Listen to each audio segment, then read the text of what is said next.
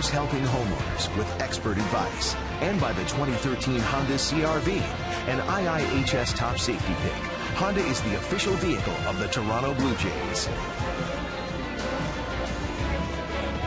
Welcome to Rogers Center, where it's Jose Reyes Figurine Day, and the fans have packed the house once again. Reyes figurine with that trademark beard, and there you see it's a gorgeous day here at Rogers Center. The roof is wide open. Another big crowd is expected here this afternoon. Now it's time to take a look at the Rangers lineup for Ron Washington, and the starting lineups are brought to you by Quaker State, real, durable oil. The Rangers are in a little bit of a slide. They've lost 7 of their last 8 road games, including the first 2 of this series. Elvis Andrus, Jurickson Profar, and A.J. Pierzynski. Pierzynski back behind the plate. He is off to a great start in the month of June. 10 for 25. That's a 400 average with 4 doubles. Beltre still the DH, cruising in. David Murphy is back in left field. Murphy has good numbers here at Rogers Center. He came into the game late as a pinch hitter in the 9th inning and finished out the game. He's hit .321 here in this ballpark, and they're set to take on big Josh Johnson, who is back in the rotation and healthy.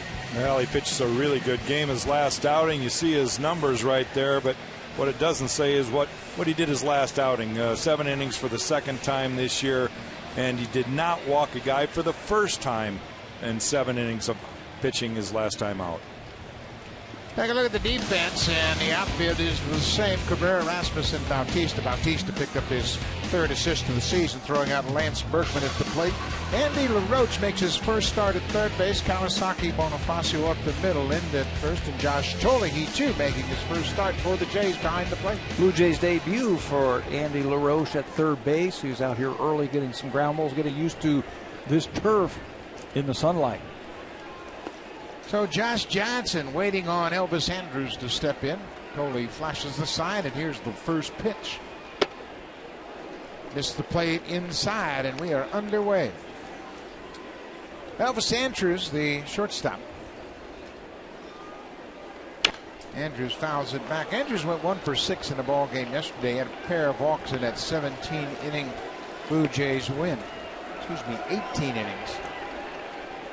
Just felt like 17 yeah, bucks. It wasn't quite as long as 18. Time goes by when you're having fun.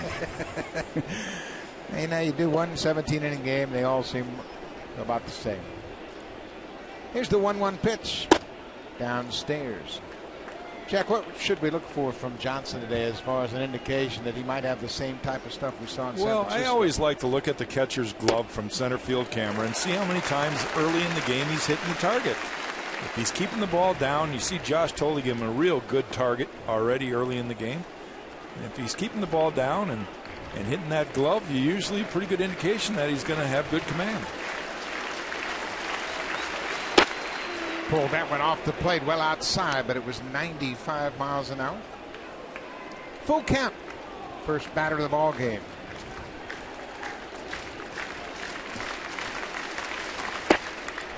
And Johnson already a walk. He didn't walk anybody in his last start over 7 innings. Well, we mentioned the 18-inning win by the Blue Jays yesterday afternoon, 5 hours and 28 minutes, and it ties the franchise record for the longest game. Also, 18 innings against the Angels back in 2005. They won that ball game 2-1. Pete Walker, the pitching coach for the Blue Jays, was the winning pitcher in that game in 2005. Jurickson Profar, the switch-hitting second baseman. Andrus had a stolen base in yesterday's game, his 15th of the season. You got to figure that the Texas Rangers are going to want to get today off to a good start right here. Play aggressive baseball. They haven't been hitting a lot of home runs, haven't hit very well in this series, so good time for Andrus to try and make something happen. Not running, and that's the best defense for a stolen base through strike one. Andrus is 15 for 17 in steals this year.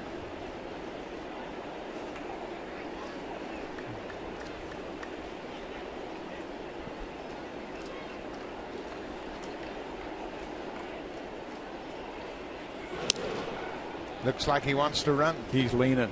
You can just watch his left leg, how he digs it in like a starter in the blocks, who's getting ready to run the 100-meter dash. He's digging in, he's turning, and he's getting ready to push off with that left leg. Good job right there by Josh Johnson to mix up his cadence home. Yep, good slide step. He kind of caught Andrus a little off guard over at first base. And if you're on Ron Washington, you're probably going to think about running early in the game. Josh Tolle, you haven't seen him behind the plate. You don't know what he can do with his arm.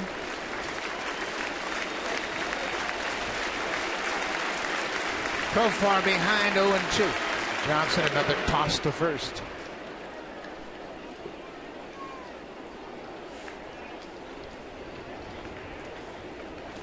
We mentioned the Rangers have lost 7 of their last 8 road games.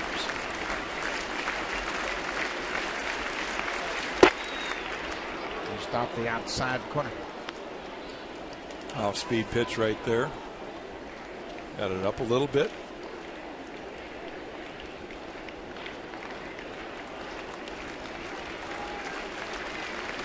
Andrews just really hasn't looked awfully comfortable against Johnson, not running here, and Profar jumps back from an inside pitch.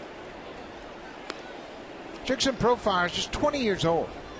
He is filling in for the injured Ian Kinsler at second base. He is a natural shortstop and a good one. We have seen his arm strength, we've seen his range defensively, and he's playing out of position. And believe me, he's going to be able to hit too. I think once he grows into his body. You mentioned he's just 20 years old. 2-2. Slap foul down the left side. You aren't ranked the #1 prospect in all of baseball for nothing. And that's this guy right here. Hit a home run in his first major league plate appearance back in September 2nd last year. Hit that off Zach McAllister and had a double in his second plate appearance. Made it look easy. Johnson keeping a close watch on Elvis Andrus. Josh Tolle's career caught stealing rate is 20.5%.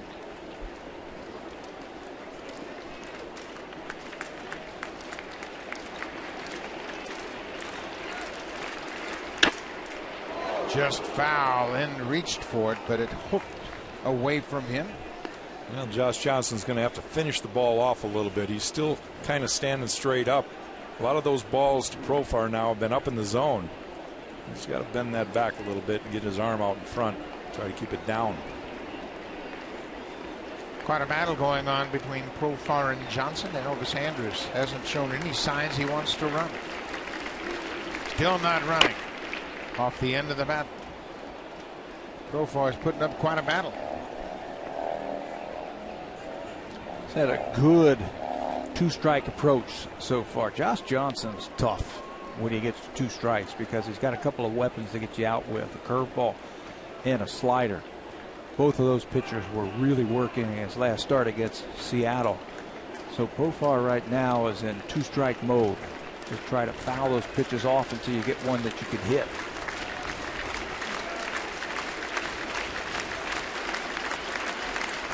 There goes Andrus, swung and a miss, and there's the throw to second, not in time. Andrus steals second base. Profar strikes out.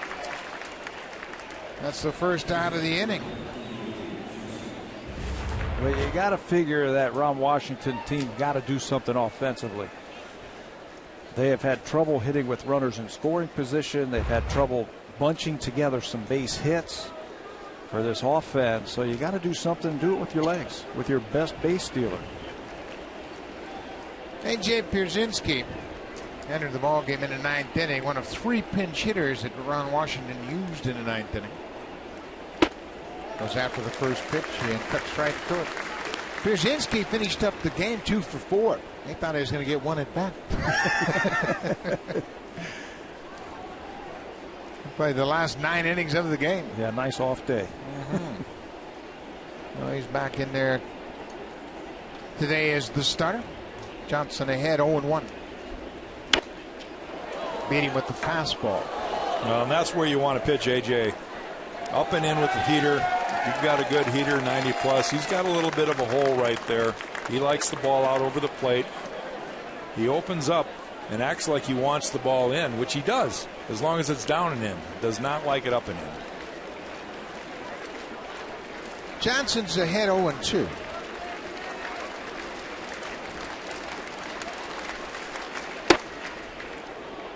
Came inside, and Pierzynski's faced Johnson in the past. He is 3 for 6 against the Blue Jays right-hander.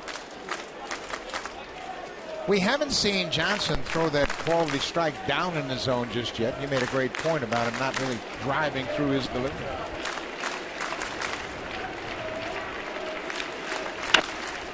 Popped up left side, and that ball is going to hit on the track and bounce into the seats.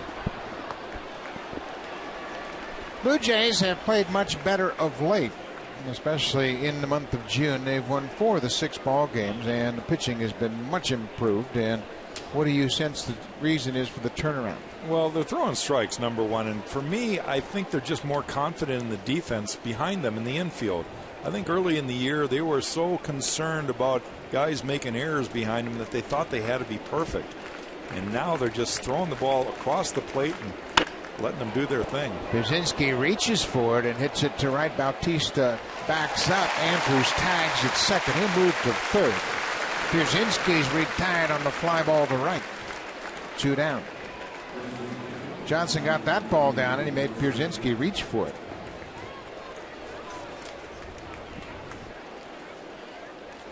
So Andrews now at third base with 2 outs, and that'll bring to the plate Adrian Beltre. No, you just got to forget about Anderson. Get the out. You've got 2 outs. You've got to end the inning. Get the guys back in the dugout. Beltre had a long day yesterday. He was 1 for 8 in the ball game. Slider off the plate. Started off well. Got a hit his first time up, and then took it 0 for 7. And still kept that hit streak going. 13-game hit streak at 379. 22 hits during the 13 games.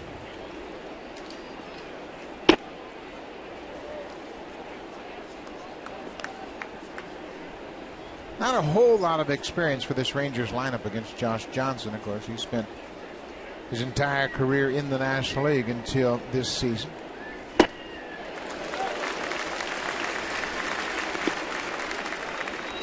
The Blue Jays have done a good job of pitching Beltre in this series. They've pounded him with fastballs in and up.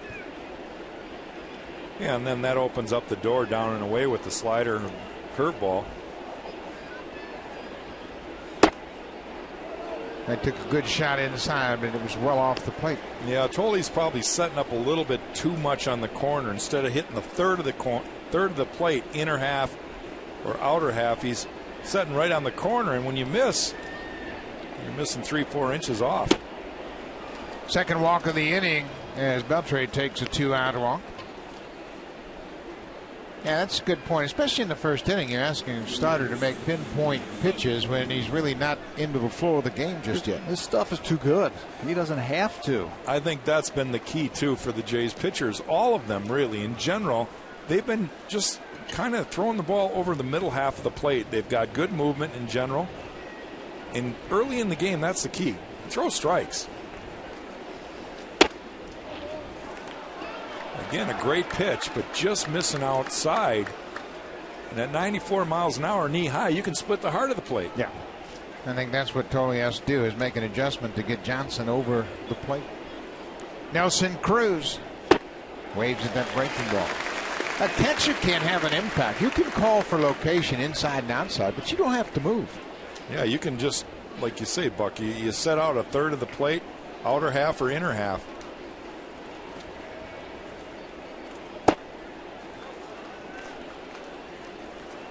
And you're right, Johnson's stuff is way too good to be picking at the corners. You see the movement of his slider, his curveball, and his fastballs in the mid-90s, and he can locate it fairly well.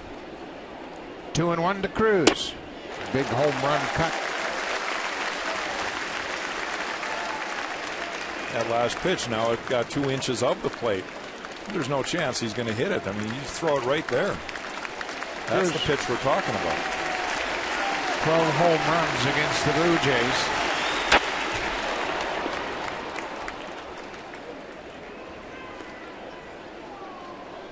This will be his 30th pitch already with the 2 walks. So big pitch count inning for Josh. He needs to get out of it.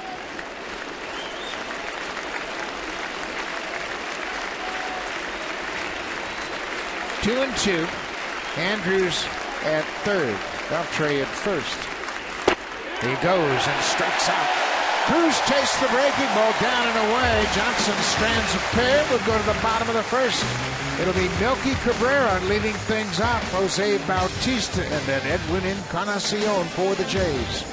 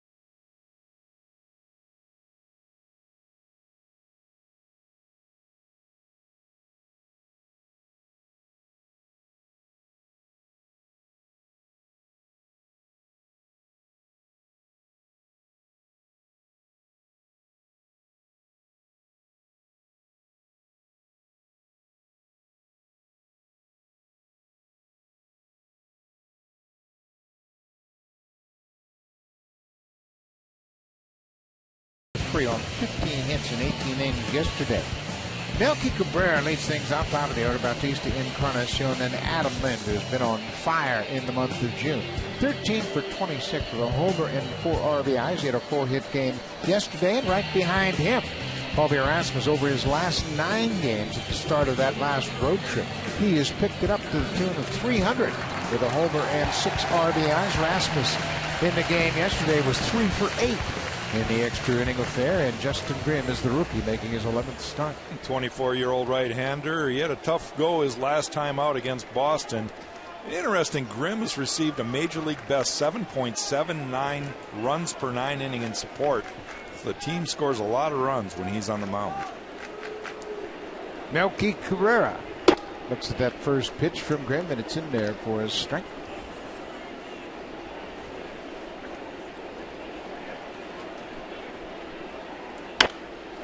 Cabrera fights off that inside pitch. Melky came out of the game yesterday in a 3-1 ball game in the 8th inning.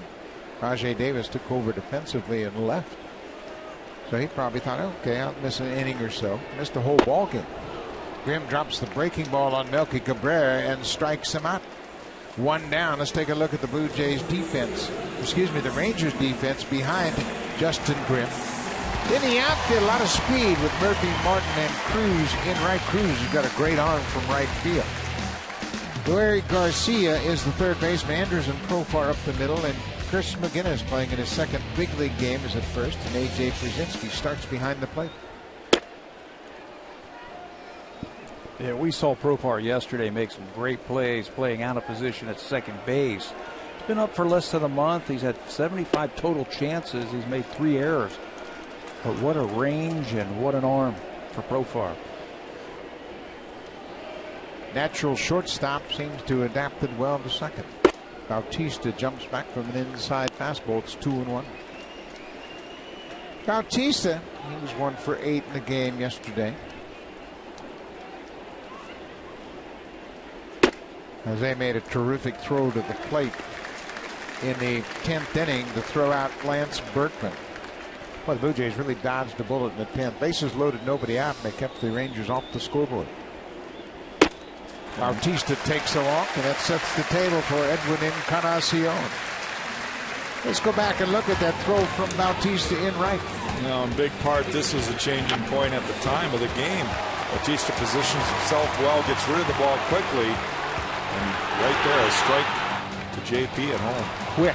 That's the important thing. He got the ball out of his glove and got it up relatively on target to pick up his 3rd outfield assist. Both teams had opportunities yesterday. High and deep to left field, but that's going to hook foul as Encarnacion was out in front. Well, he didn't waste any time. He didn't need to see what Grimm was featuring. I think he said, all right, he wasn't even close to throwing a strike to Bautista, and that wasn't by design. I think he just lost his mechanics a little bit, Grimm. And he was sitting dead red fastball, got it, and just missed it.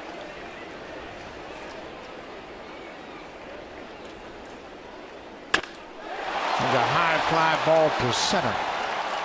Leonis Martin camps under it and makes the catch. 2 outs. Grimm last time out against the Red Sox at the start of this Ranger road trip gave up 2 runs in the first and 6 in the second. He was done after an inning and 2/3. Jackie Bradley Jr. hit a home run off him, and he had a rough outing in Fenway. He's going to need to command, I think, his fastball. You can see how he winds up, and fastball looks pretty straight, about 92. Fastball, curveball, changeup are what you're going to get from Grimm this afternoon. Adam Lind had 4 hits in his first 4 at-bats in yesterday's game. Finished up 4 for 7. His 7th game of the season in which he's had 3 or more hits. Average up to 342. Well, the one advantage Grimm has is he's working with a veteran catcher, A.J. Przinsky, that understands the game. And he will battle and battle and battle, try to get the most out of his pitchers.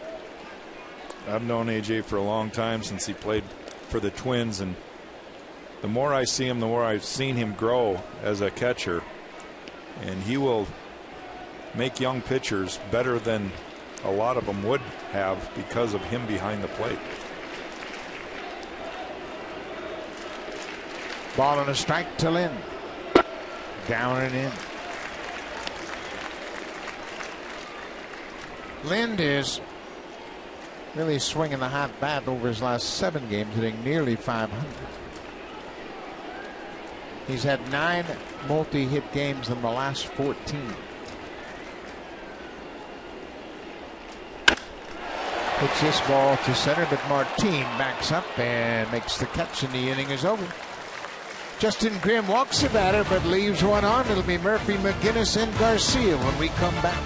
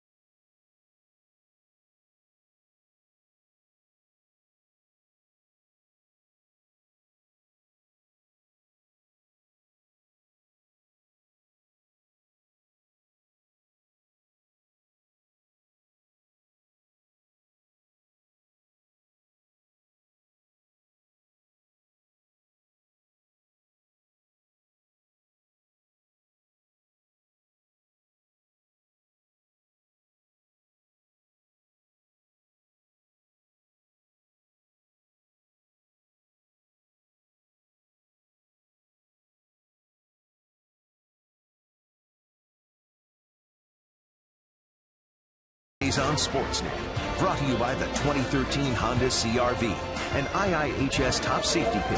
Honda is the official vehicle of the Toronto Blue Jays.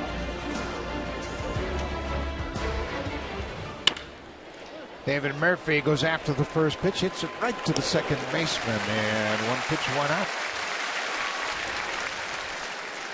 Josh Johnson is throwing to Josh Tolle, who is making his first start. And Tolle gets a long visit from the bench coach, DeMarlo Hale. And I assume this is about controlling the running game, not the signs of the Hale like flash turning in. Yeah, being the bench coach, DeMarlo Hale is going to be giving the signs to control the running game. Either step off, pitch out, throw over. slide step, all those type of deals. And then when the Rangers got in the first and third situation, there's also signs that come from the bench to the catcher. Chris McGinnis in his second big league game. Started for the first time in the majors here on Friday night. Finished up 0 for 3. Those are his numbers from AAA, where he hit .275. How's this ball off?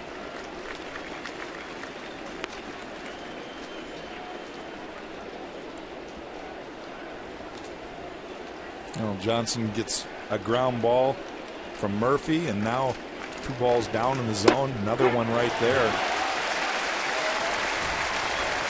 Nothing like it. Quality fastball, and he strikes out McGinnis. That's his 3rd strikeout already. This is the kind of inning that Josh Johnson needs after that 30-pitch first inning. Murphy swings at the first pitch, makes an out, 3 pitches, and see you later to McGinnis. Attack him. Use your fastball. Yep. Even on that first pitch, I think Toley's working the corners a little bit too much. He got good movement. You can see the movement. Shoot for halves of the plate. Yuri Garcia, the 3rd baseman. Garcia is playing defensively because Adrian Beltre, the Gold Glover, is dealing with some hamstring issues. It's a breaking ball that's skied into right, and carrying a long way, Bautista right in front of the wall, hauls it in. A good inning for Josh Johnson. He needs just 8 pitches to dispatch the Rangers. It'll be Rasmus, Thole, and LaRoche when we come back.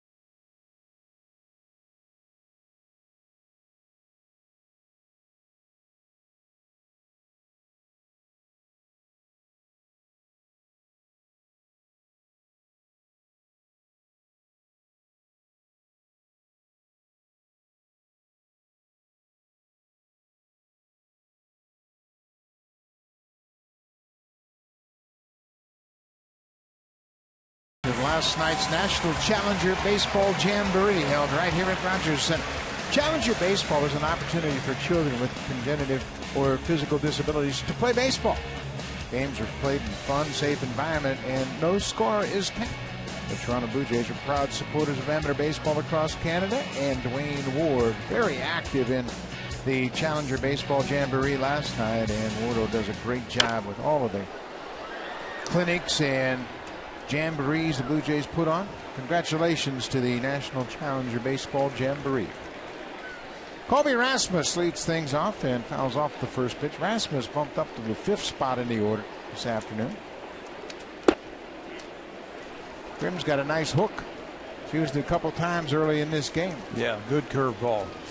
Matters are hitting .260 against that curveball off of Grimm, so I think the Blue Jays are going to have to take note that he likes to use it. See what Pierzynski did there? Came right at him. 0-2 pitch. Hitter is most vulnerable.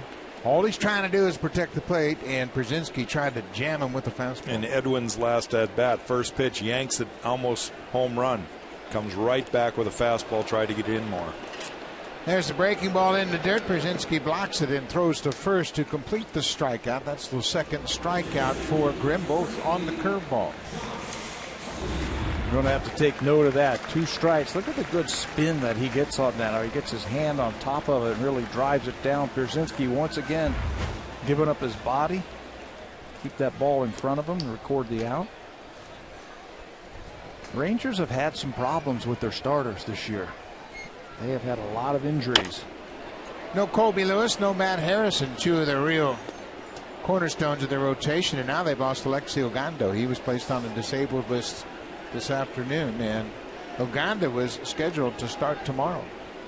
Biceps tendonitis.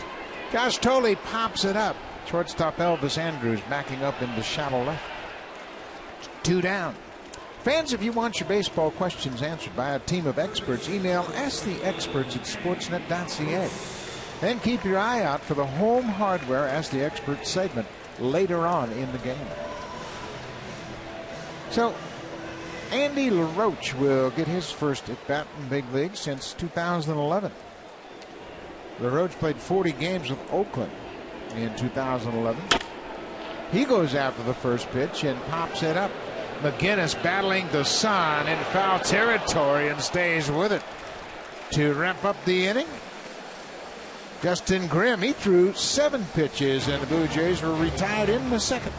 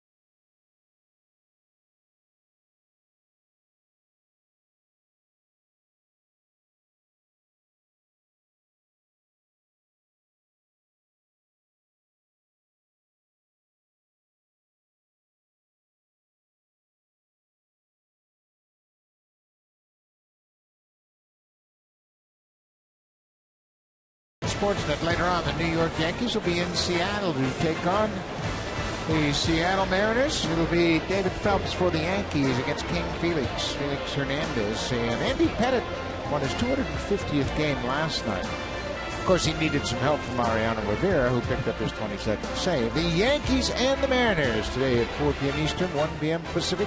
The Yankees start play today a game and a half behind the front-running Boston Red Sox.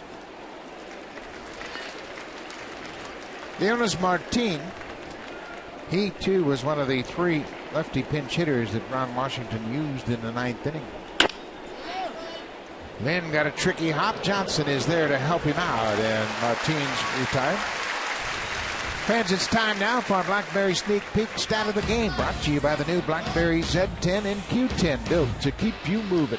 Well, what Josh Johnson is doing, he's throwing strikes, they're quality strikes, and he's getting ground ball percentage. It's going up. First 4 starts, 45%. His last start in San Francisco, that jumps all the way to 67%. And I think his 2-seamer is sinking the ball just a little bit more. I think so. And I think the fact that he's trying to throw the ball inside more often, he's getting a lot of ground balls by jamming guys. And as long as he can throw that good slider, that good curveball, keep the ball down, he's going to have success because he's just got a good arm. You know, I was talking with Pete Walker after the game, and I said, hey, Josh Johnson was electric today, and he said his slider was disappearing. There's that hard slider. It was down and away. It was in the strike zone. The batter went to go swing at it, and then it was gone.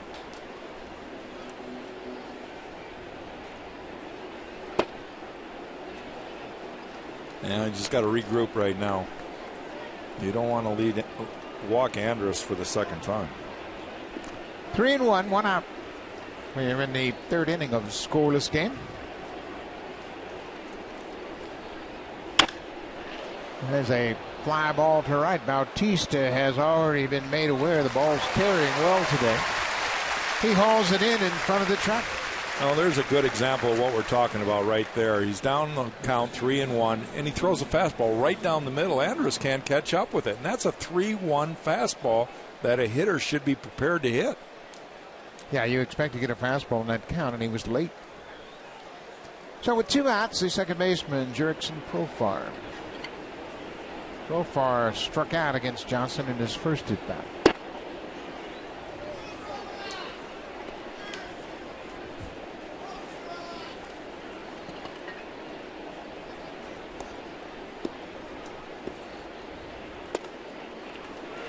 Good curveball. He's been able to get that curveball over fairly consistently.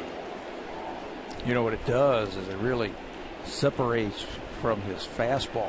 Fastball 94, that curveball was at 80. Profar hits it to Lynn. Good hop. Johnson at the bag. The inning is over. Couple of ground ball outs, and it's just 10 pitches for Johnson. It'll be Bonifacio, Kawasaki, and Cabrera when we come back.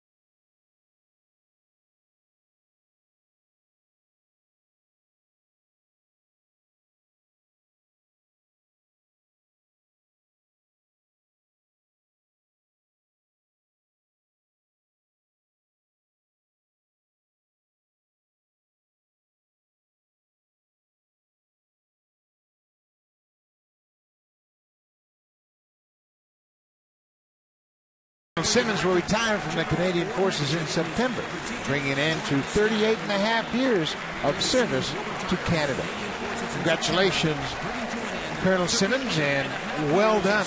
Colonel Simmons getting a Blue Jays jersey signed by all the Blue Jays, and Mark Burley was there to present it to him. And when Colonel Simmons walked off the field, he gave the Blue Jays the Loviste sign. Left-handed version. He is in tune. Johnson and Tolley got it working. We've had a couple of real good innings the last 2 innings. Emilio Bonifacio leads things out.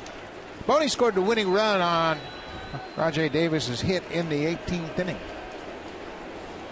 Bonifacio forced the pitcher, Ross Wolf, into an error that allowed him to go first to third and set up Davis with the game-winning RBI hit.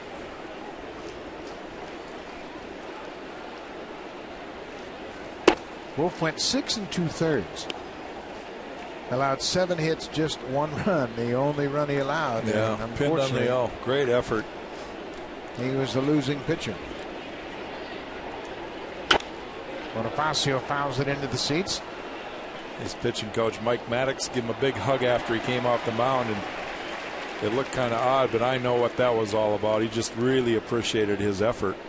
Yep, saved the rest of the bullpen as he took the ball and really did a great job to stretch out his outing. This is popped up foul territory. Long run for Murphy and Garcia, and they can't get it.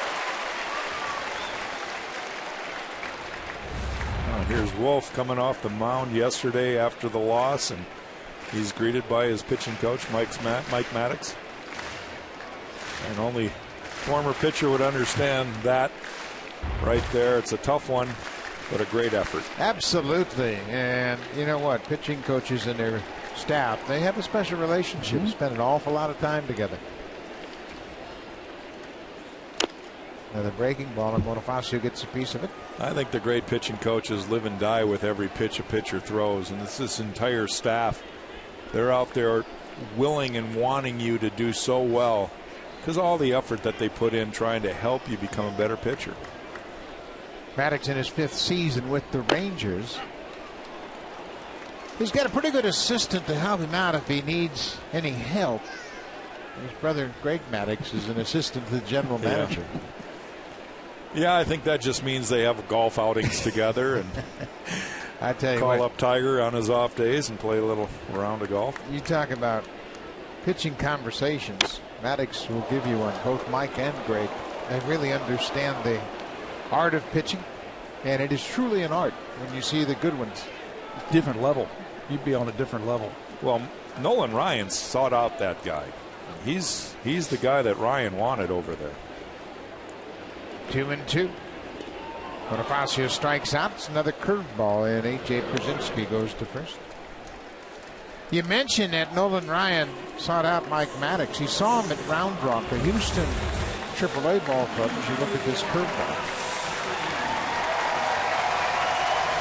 Not close. Brzezinski squares it up, and Grimm has 3 strikeouts.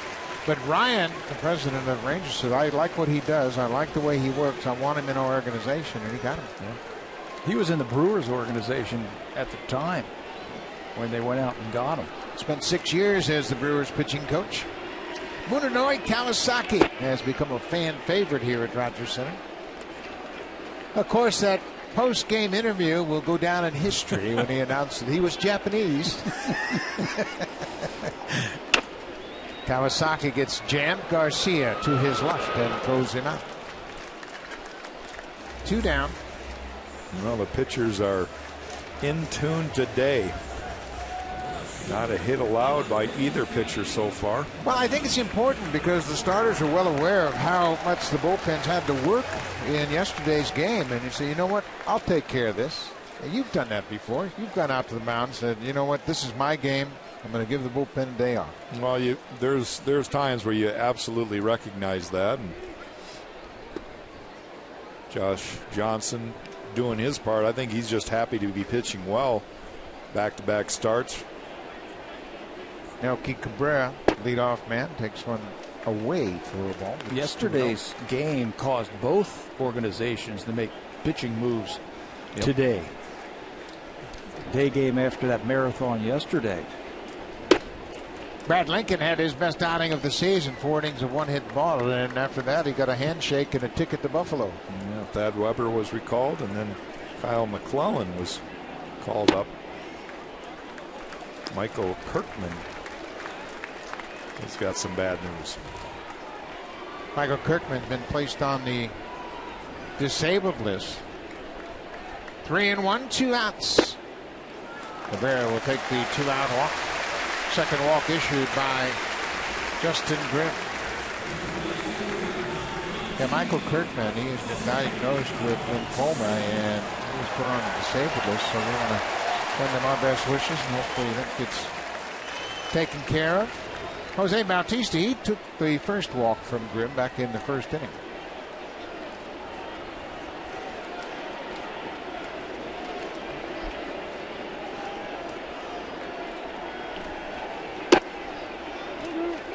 You know what A.J. Brzezinski's done with Grimm the same way he did on Friday night with Tepish. He just makes sure they work quickly. Gives him that sign and holds the target. Bautista with a good cut. I think when you have a young pitcher out there, the last thing you want to do is give him a lot of time to think. That's just it. And I think that comes from Mike Maddox, too. You're just trying to get a target, trust your catcher.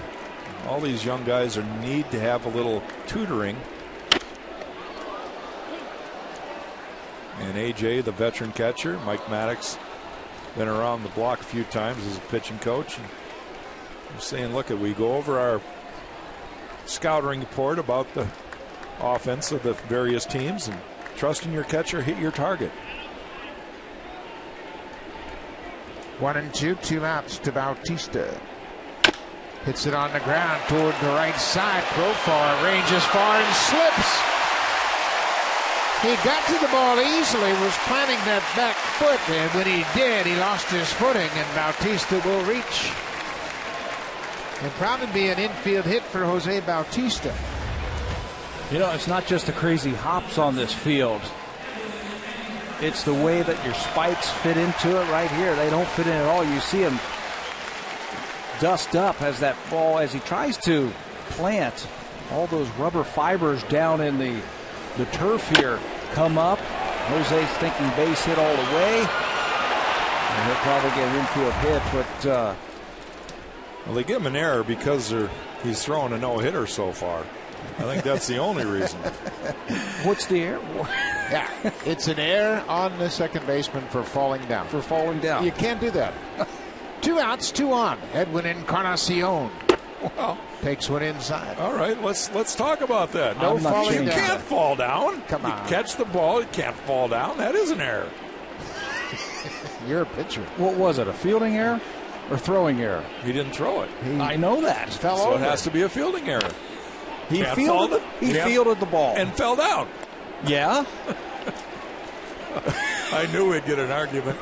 It's not an argument, it's a discussion. Okay.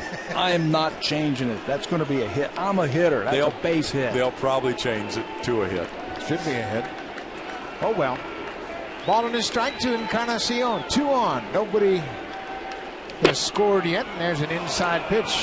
Edwin didn't like that call in yesterday's game. He had a couple of those inside fastballs that appeared to be off the plate, called a strike.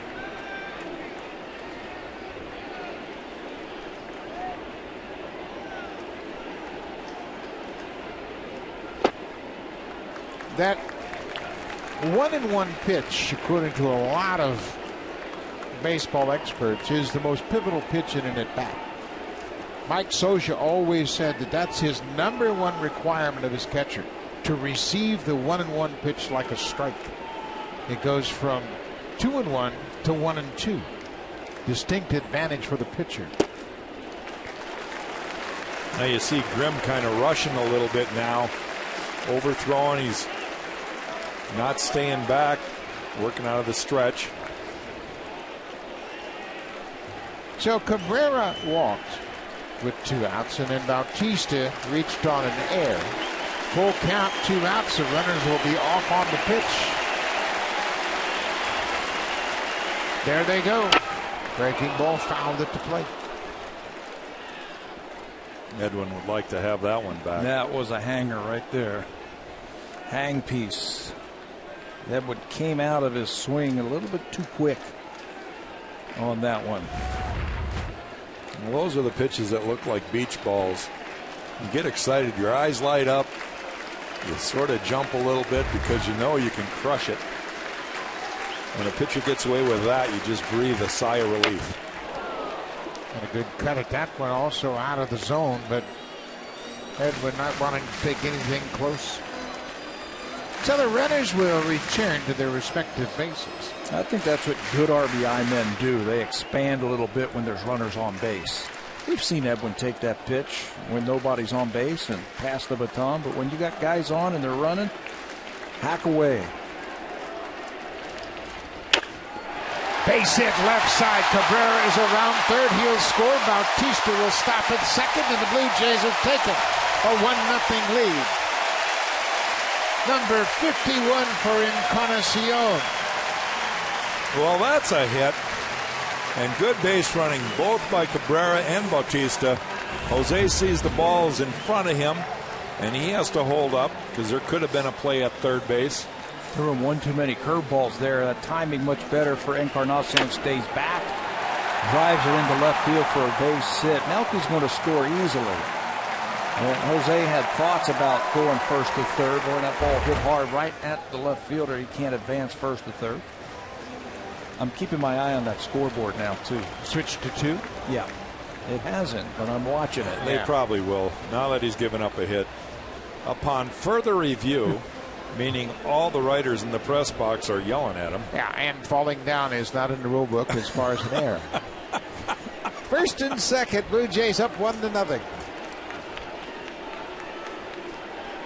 Here it is. I told you I'm not changing it. Bautista has been awarded a hit. 2 outs. A run in. Adam Lind takes one inside. Well, let me ask you guys. You're the second baseman, shortstop, third baseman. You get a ground ball. You don't want to make a play, so you just fall down. It's not an error. It's a hit.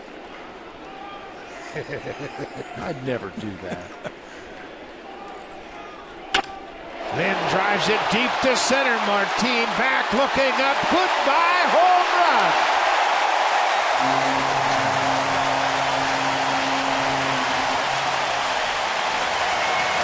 Well, that is just one dialed in hitter right there. Adam Lind crushed that ball the opposite way, center field.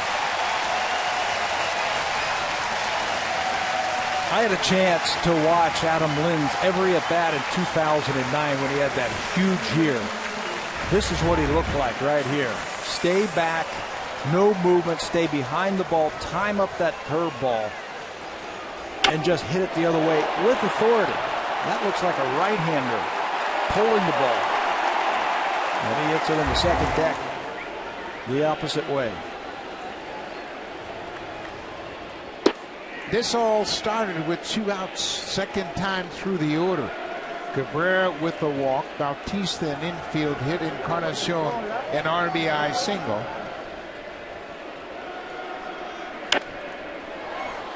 And you saw the change in Grimm with Edwin's at bat, hung a couple breaking balls, got away with them, and then Adam Lind gets another hanger and does not get away with that. Rasmus fouls back the fastball. Justin Grimm's in his first season. He's 5-4 on the season against Seattle, Minnesota. That was early in the season, and he was the American League Pitcher of the Month, going 3-0 against those teams. And right there, McGinnis saves him another hit. Rasmus lines out to the first baseman, and the Blue Jays jump all over Justin Grimm. 4 runs in the fourth, including a 3-run home run by Adam Lind, his 6th of the season.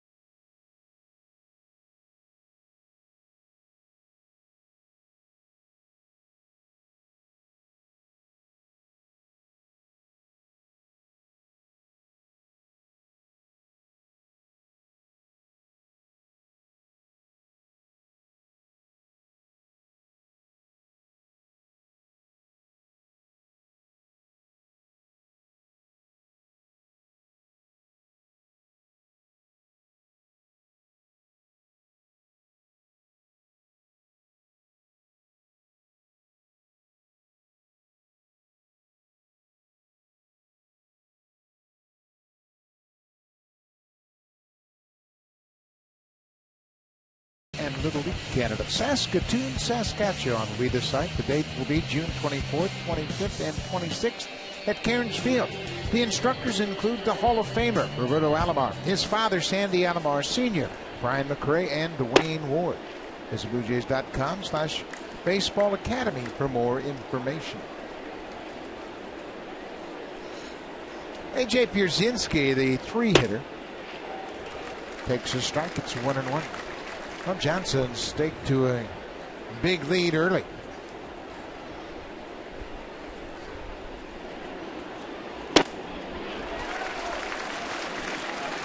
Well, there you see Tolley sitting up inside and Josh just rearing back. 91 over the heart of the plate. And that shows again how hard it is to hit.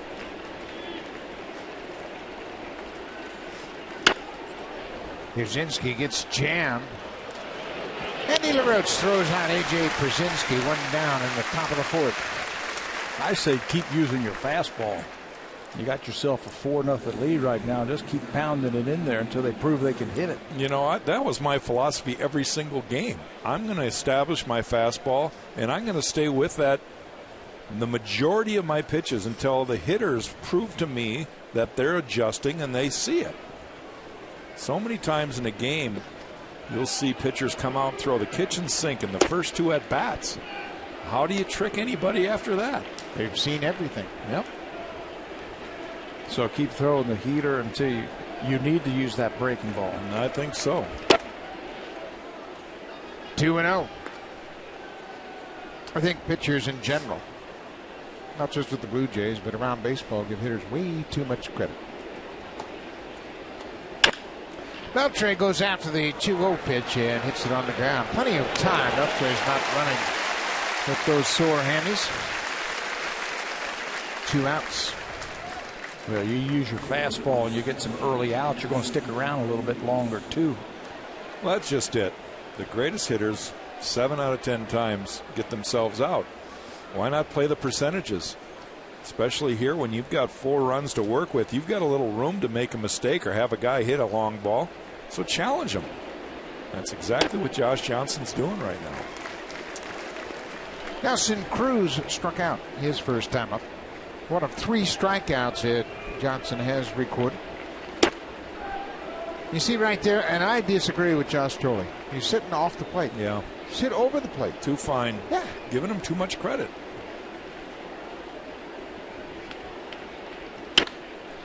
Popped up. Back over the screen. One of the best pitching coaches of all time is a fellow named Johnny Sain. He pitched with the great Warren Spahn in Milwaukee with the Braves. And Johnny Sain, when he became a pitching coach, told his pitchers 80% effort over the middle of the plate on the first pitch, 90% effort for half of the plate on the second pitch, 100% effort for the corner. Pretty good philosophy. I think in this day and age, pitchers go for the perfect pitch on pitch 1 at 100%, miss ball 1. 90% for half the plate on second pitch, and then 80% down the middle. It's backwards. And as a hitter, you grind out those first 2 pitches, and it's 2-0. Yeah. It's easy. You become a 400 hitter. Yeah. Then you can keyhole. 2-2 pitch. Ties him up with that fastball. I don't think any of the 3 of us are suggesting it's an easy game by any means. Absolutely not. But it can becomes make it easier. That's more right. difficult.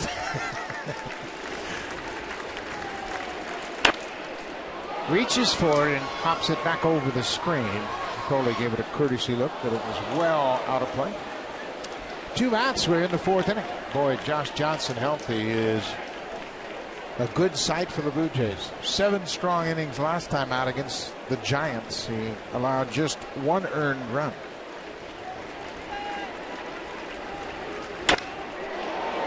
Fly ball deep to center field. Rasmus looking up. Home run, Nelson Cruz. First hit of the ball game is a home run to center field for Cruz, his 15th homer of the season. And there's a few boos, and you know, my theory, and I think you guys all know it, is no harm, no foul. You've still got 3 runs. You threw the ball over the plate. You didn't walk him. You challenged him. Now you go ahead and get Murphy out, and you go into the dugout, and the boys might get you a couple more. A couple of breaking balls that he fouled off, and now fastball just leaks back out over the plate, and that is his power zone right there. Johnson comes right back with a first pitch strike. Well, Cruz has always hit the Blue Jays well. Just give him that home run, as you mentioned. You still got a 3-run lead. It's all about managing the scoreboard. Well, Cruz is the kind of guy that you've got to get in once in a while. You got to make him move his feet because he takes a healthy cut. And this is all after the fact. I'm just saying in general, you got a big lead. Challenge guys. 3-1 to Murphy.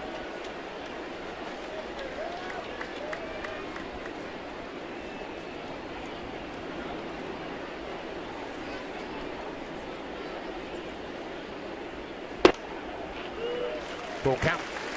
Blue Jays are trying for their second 4-game win streak of the season. They also won 4 straight, second week of May.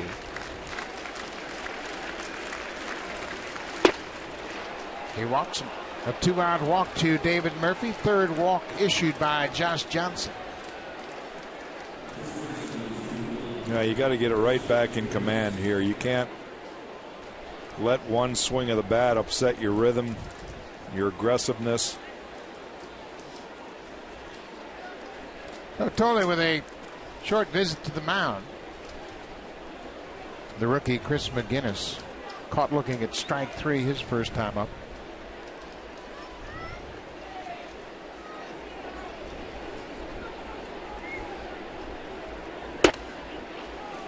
There's a good strike.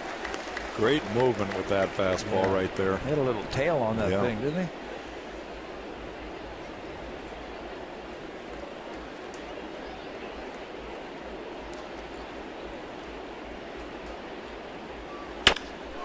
Fly ball to left. Melky Cabrera on the run. It is over his head and off the wall.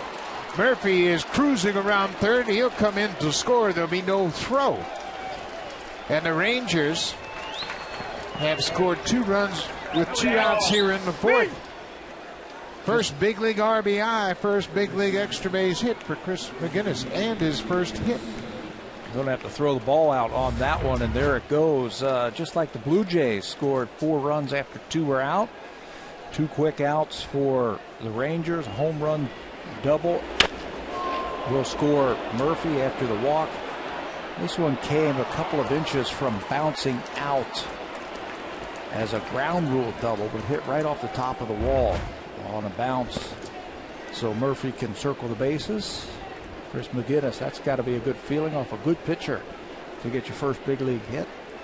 Josh Johnson threw 8 pitches in the second, 10 in the third, and this has been another extended inning. He had a 30-pitch first inning.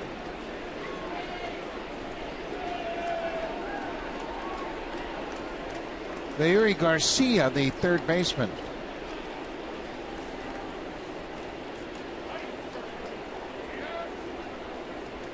He started the last 2 games in this series. Jeff Baker started third in the opener on Friday night.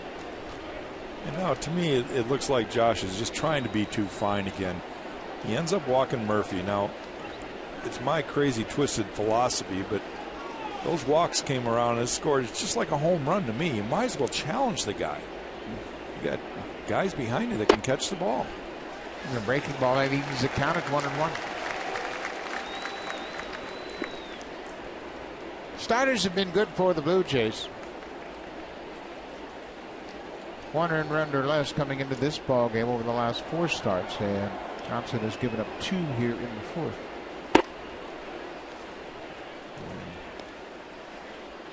Jumping at it a little there. He's just got to stay back. I'm sure that's part of what Pete Walker was trying to tell him there.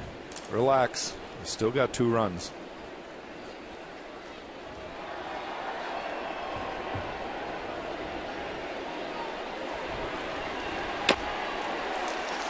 Fouled off the glove of Tolley.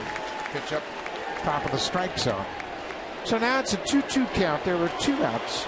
Nelson Cruz homered to center.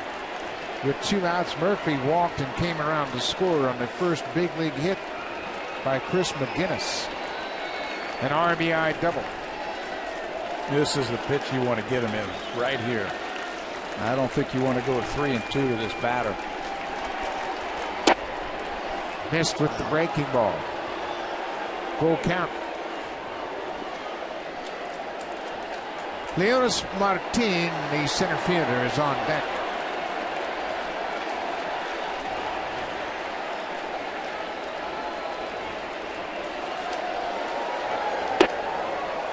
He walks him.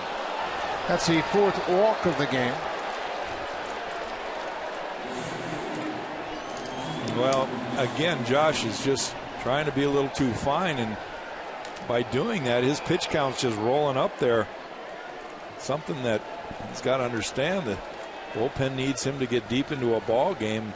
You look back at the 2nd and 3rd innings, 1, 2, 3 innings, he's throwing the ball right over the plate. 8 pitches in the 2nd, 10 pitches in the 3rd.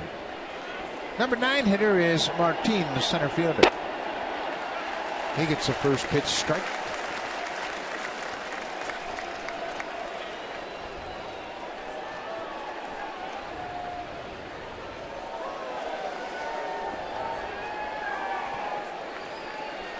The Rangers are one of 3 teams in the majors that haven't lost 4 in a row.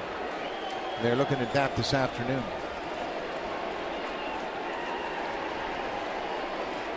You know, they just came out of first place also. They spent 51 days in first place.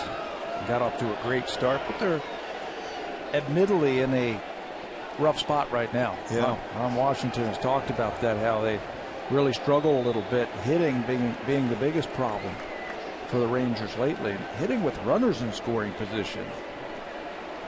Un-Ranger-like.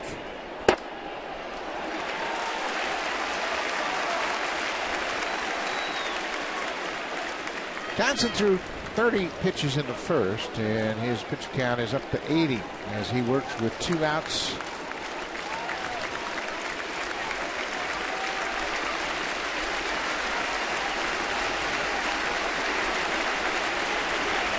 Martin at the plate.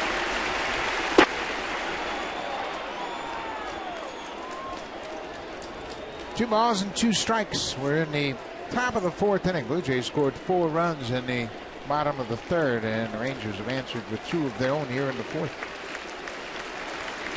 2 balls and 2 strikes.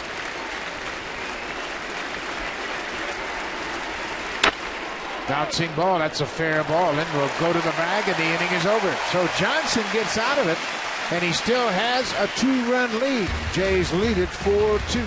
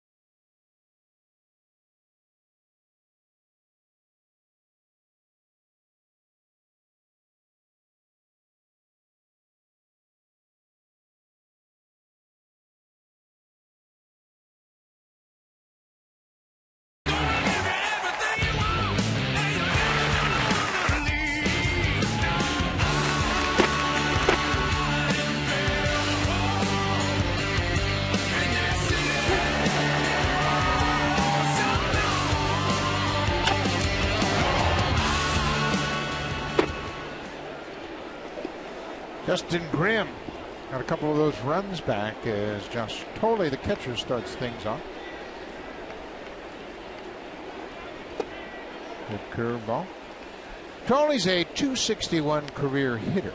Last year with the Mets, he had .234. Had 15 doubles, a home run, and 21 driven in. Takes the pitch inside. He had .322 in AAA with Buffalo. He had 7 home runs for the Bisons.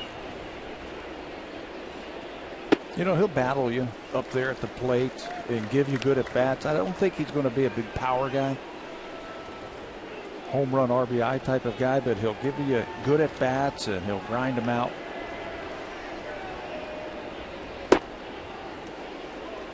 Takes one that just catches the outside corner. Well, what it gives you is another left-handed bat. Gives you a little versatility on your bench. He drives this to center. Martin drifts back. He's got plenty of room and catches it first out of the bottom half of the fourth.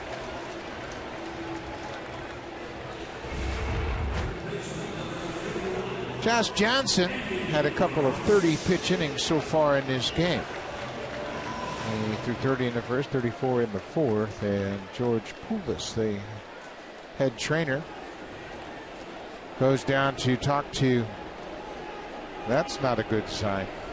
Poulos is calling for the pitching coach, Pete Walker. No, that's not a good sign at all. Not at all. We'll have to keep an eye on the bullpen to see if anybody. Yeah, they're not throwing. Gets up there. Well, they don't have sign. to throw, because if he's injured, you have all the time you need. But that's not good. Andy LaRoche fouls it back. He's in a hole 0-2. And the last thing you want to see is a trainer talking to a pitcher during the course of a game.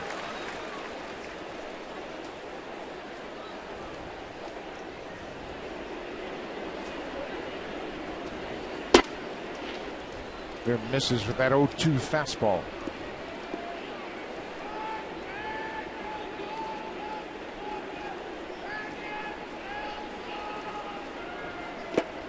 Slider in the dirt. Now Pete Walker and Josh Johnson are back, so that's a good sign. Hopefully it's nothing serious, and Johnson can continue.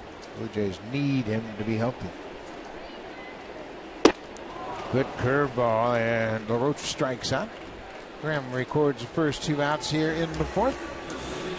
Well, in the old days, back with the covered wagons when I was pitching, pitchers go up in the tunnel all the time, maybe change jerseys, get a little more heat, put on your elbow, a lot of things like that. You know, today, whenever they run down the tunnel, it's like, what's going on? Wow, and the trainer always goes with them, though. Did you need the pitching coach to help you rub Change that? your jersey? I told you guys, I never wanted to see that guy until after the game. 2 outs. Second baseman Emilio Bonifacio takes a strike. Ball and a strike to the Blue Jays second baseman. Bonifacio struck out to start the third.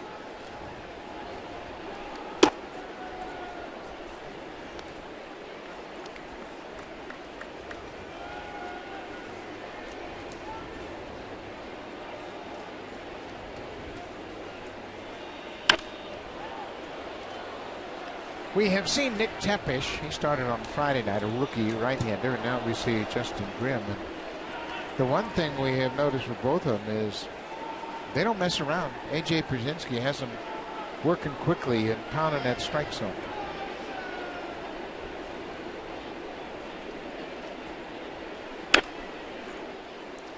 You know what they both did is they both used their fastball effectively. Use it early in the count, get ahead, and then use your secondary pitches later in the at-bat.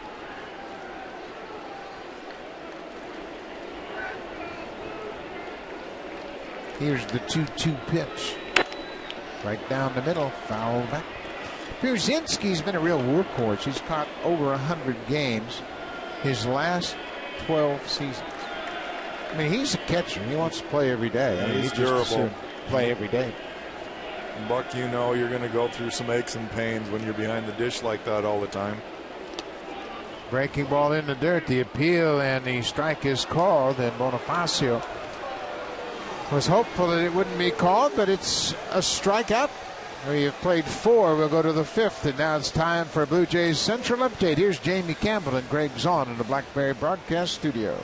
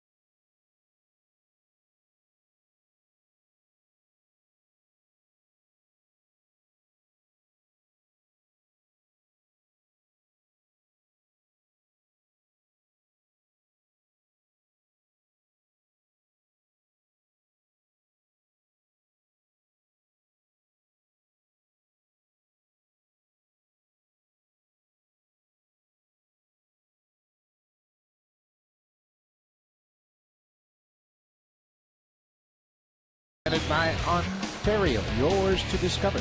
June 21st, 22nd, and 23rd, the Blue Jays will take on the Baltimore Orioles, bringing the cottage to the city of Toronto for the weekend. Enjoy the pregame festival outside Gate 10. There's live music, a licensed area, sun, sand, and lots of Muskoka chairs. Call the Blue Jays at 416-341-1234 for tickets. You can always log on to BlueJays.com or stop by most Rogers Plus locations. How about the Toronto Fire Department out on Lake Ontario showing off their fireboat? That was pretty awesome.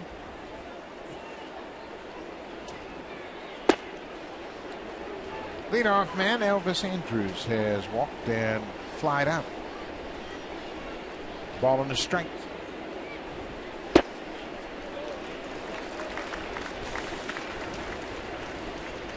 Elvis Andrews, you see the average 250. No home runs for Andrews.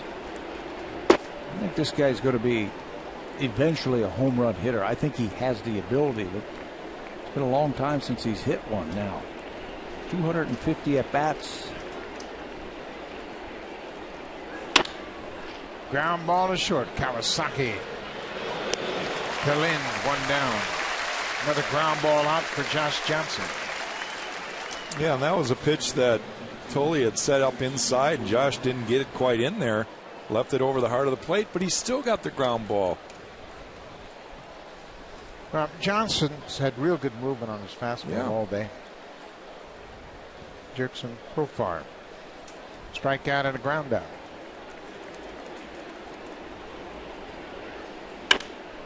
He goes after the first pitch, and this is going to land on the warning track. Out of play. Kawasaki was the closest to it, but he didn't have a chance. Munenori Kawasaki has been more than an adequate fill-in for Jose Reyes. He's given stability to the position. He's not Jose Reyes by any means. We know that, but boy, oh boy, he's played much better than I think anybody expected. He's making his 40th start at shortstop since. Well, remember when Reyes went down, there was talk in the organization of maybe going outside the organization and getting a shortstop. See who the heck we're going to get. And they brought him up, and I think he's as good as anybody they could have got to fill in this time. The real question is, what are they going to do once he comes off? Reyes is going to play shortstop. Well, we know that. But what are they going to do with Munenori? That's the question. That'll be a tough one. I know what the fans want. Yeah, they want him to go to the All-Star game. They love the guy. Yeah, he's got an all-star personality, that's for sure. 1-2. High, deep drive to right. Bautista just watches, and that is a foul ball. So far, another long strike. Jose Reyes has really been working hard. You can see he's got that support on his left ankle, but he was out working early with Luis Rivera.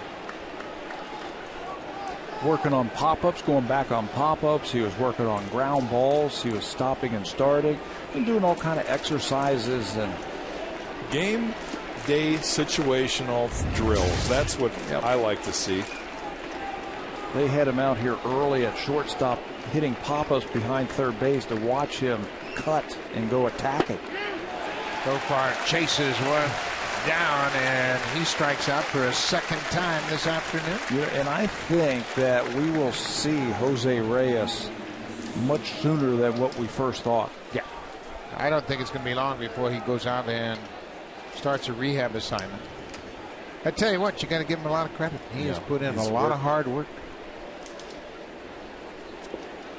And today is Jose Reyes figurine day.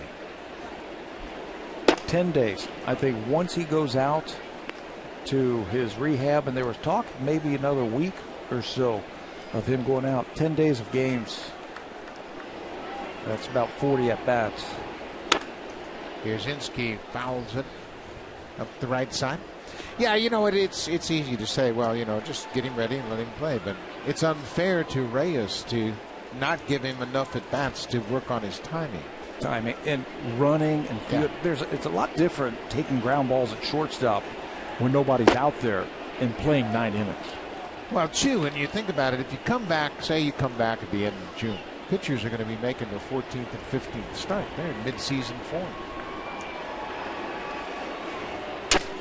Pierzynski fights it off and keeps it fair. Bautista over quickly, plays it off the wall.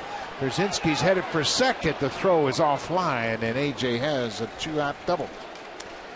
His 7th double of the season. He got jammed, but he's so strong he was able to keep it fair down the right field line. Yeah, how did he keep it fair down the line? That was a pretty good pitch right there from Josh Johnson. Watch how he runs that ball right in on his hands. He goes down, gets it, shatters his bat. And look how close this one stayed. Just a couple of inches down the right field line. So Pierzynski gets himself into scoring position with the double. Adrian Beltre has walked and grounded out.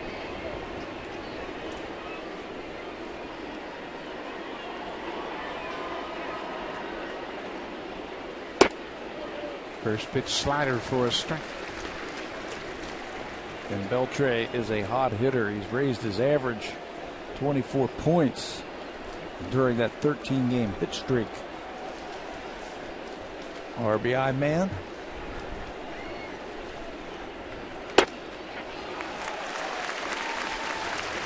Oh, and 2. Blue Jays have done a good job finishing off Beltre with fastballs. And started him out with 2 good sliders there.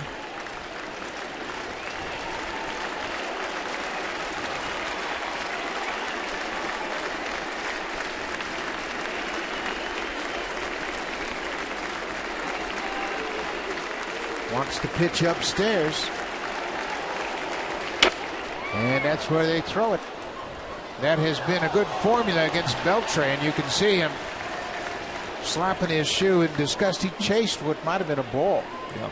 Steve Delabar got him yesterday with a high fastball. Same with Brad Lincoln, a high fastball. That one didn't get up there quite high enough. Beltre swung right through it, fouled it back. Another 0-2 pitch. But Lincoln yesterday got it up around his shoulders. And Beltre swung right through it. Tell you what, Esmail Rogers tied him up with sinking fastballs inside. 92-93. No, I still think you need to come up and in. Get it on the inner half. Breaking ball off Johnson, and that's going to be an infield hit. Beltre extends his hit streak with an infield base hit with 2 outs. It was a breaking ball. It looked like he may have hit it toward the end of the bat. Breaking ball, you're right. You see it set up outside, hits him right off of his calf. And it doesn't drop straight down. It ricochets over towards third base. We've talked about Beltre this series, that his hamstrings prohibiting him from playing in the field, so he's not running that well. But that ball just couldn't drop straight down.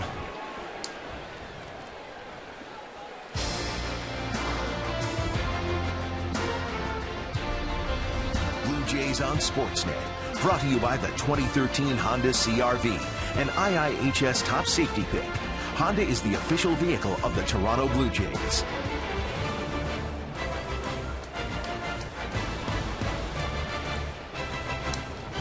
Beautiful day at Rogers Center. It's Jose Reyes Figurine Day. Josh Johnson trying to get out of the 5th inning. He's got a 2-run lead. It's 4-2 Blue Jays. A.J. Pierzynski at third with a 2-out double. He moved to third on Beltre's infield hit. And now Nelson Cruz, who has struck out and homered.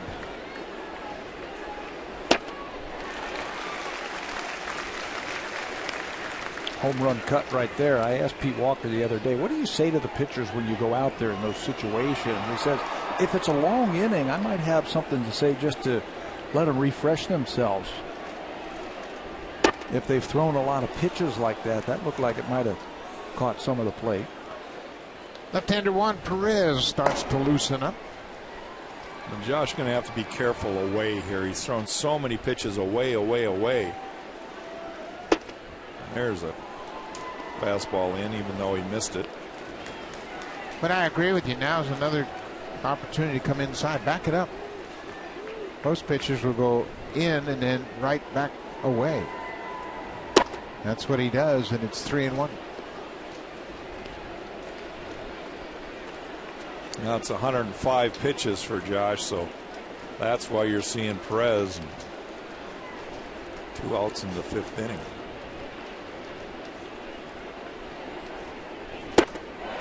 Breaking ball, and Cruz swings right through it. Nelson Cruz, the home run he hit in the 4th inning was his 5th career home run here at Rogers Center. Overall, that's his 13th home run he's hit against the Blue Jays. Full count. Beltre at first will be off on the pitch. Pierzynski will hold at third. On the ground through the left side. Pierzynski comes in to score. Beltre goes over to third as Cruz picks up the RBI. Both rallies by the Rangers this afternoon have come with 2 outs. Yeah, slow starts to the inning. A ground out, a strikeout, double infield hit, and now a 3-2 breaking ball. Hit by Cruz out over the plate where he can extend his arms. Hits that ball a little bit too sharply for Kawasaki to come up with it. Pierzynski scores. It's a 4-3 Blue Jays lead. David Murphy takes his strike. Murphy walked and scored in the 4th.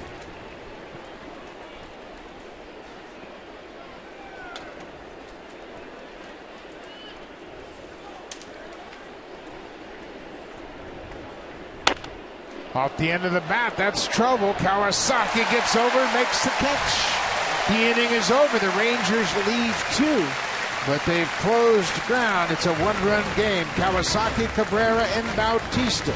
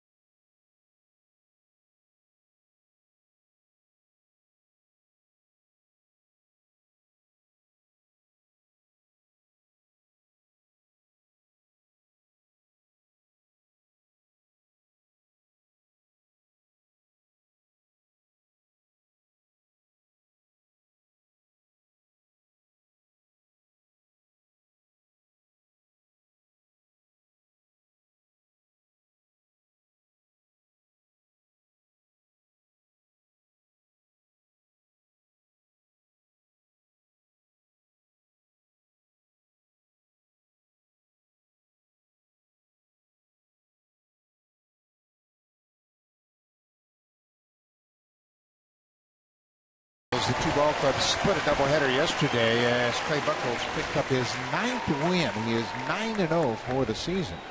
But Buchholz would lead that ball game with an injury. But the Angels won the first one. Tommy Hansen pitched a good ball game to win game 1 of that doubleheader. Munenori Kawasaki leads things off. He takes a strike.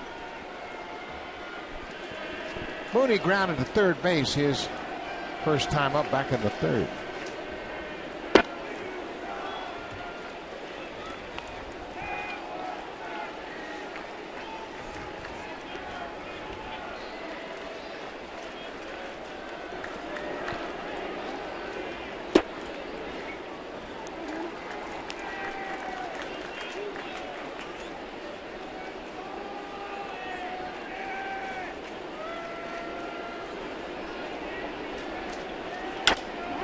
This is popped up into shallow center. Leonis Martin, the center fielder, makes the catch. Justin Grimm breeze through the order. He retired 6 of the first 7 he faced, and then he struck out Bonifacio and got Kawasaki before he ran into trouble with 2 outs in the 3rd. But he threw first pitch strikes to the first 7 batters of the game, and then his next 7, he fell behind every one of them. Started hanging a couple of curveballs to the middle of the lineup of the Blue Jays. Yeah, but he regrouped in the 4th inning, and that's why his pitch count's still pretty decent. It's 78 pitches right now. Went through the 4th inning, 1, 2, 3.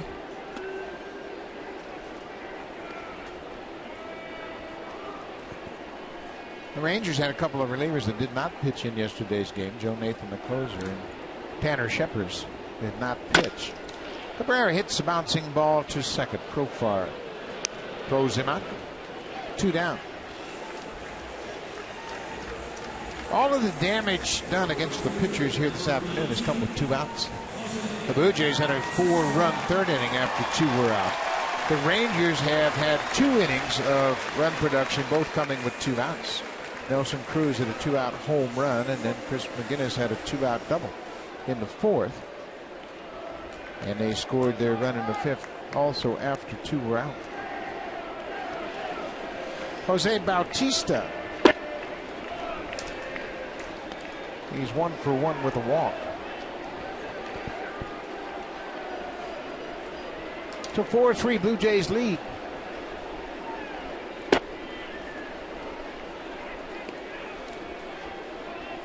We mentioned the Rangers are down 3 starting pitchers. Matt Harris and Kobe Lewis and Alexi Ogando. That's why they've had to call upon their rookies to come up and fill the void. If you've not heard, the Blue Jays will add another starter to their rotation on Tuesday in Chicago against the White Sox. It'll be Chen-Ming Wong. And that will be number 12. Texas Rangers have used 9 starters, 9 different starters this year. That's the same Chen-Ming Wong that used to pitch for the Yankees. He hurt himself running the bases during in-league play a couple of years ago. Hasn't really been the same since. Bautista hits it sharply, gloved by Andrews. Strong throw. McGinnis couldn't scoop it out of the dirt. Andrews made a athletic play to grab the ball. He's got enough arm to throw out Bautista, but he skipped it, and the first baseman couldn't dig it out. Is that an error too, Jack? That's a base hit. He did fall down. Look at right there. He fell down. No, that's a base hit. You know what McGinnis did? He just got out there a little bit too quickly. Andrews showing off his range and his arm. He just got out there a little bit too quickly and then couldn't judge the ball off the carpet on the short hop. Chris McGinnis playing in just his 2nd big league game. It is a base hit. Bautista's 2 for 2. Edwin Encarnacion had a ribby single his last time up. Getting his 3rd look at Dustin Grimm.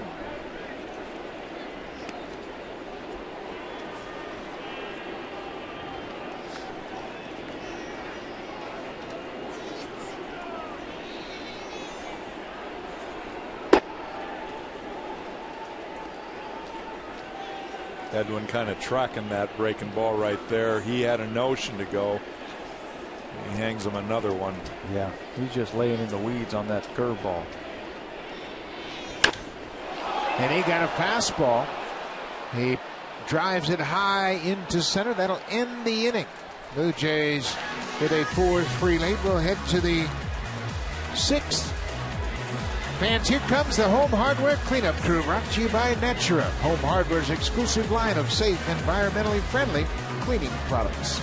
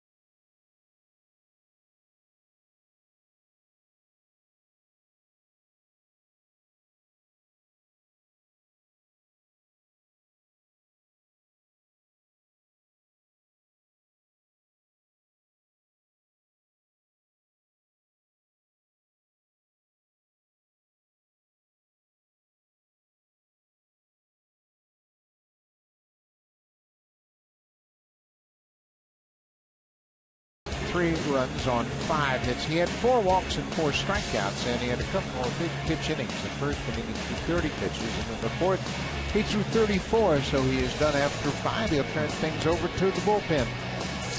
What a job that Juan Perez has done since coming up to the Blue Jays in 3 games, 1-0. Hasn't given up a run. Yet 6 2/3 scoreless innings in those 3 games since being called up. Holding lefties and righties down. He's really funky when he's out on the mound. Hitters having trouble picking up the ball. He's got better command, I think, with his breaking ball than he does with his fastball. He worked 2 innings in yesterday's game. Gave up a hit, walked a batter, struck a batter, threw 29 pitches, so he's bouncing back after working yesterday. Blue Jays had Thursday off. Perez gets ahead of Chris McGinnis. McGinnis had a 2-out RBI double, his first big league hit his last time up.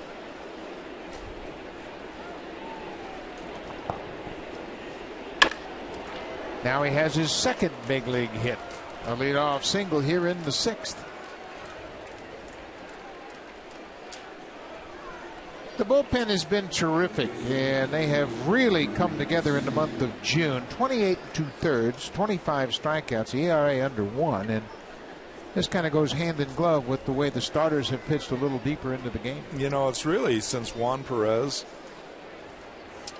and Neil Wagner were recalled from AAA Buffalo that this bullpen has really been solidified. Ground ball. LaRoche to second for 1. Back to first. Not in time.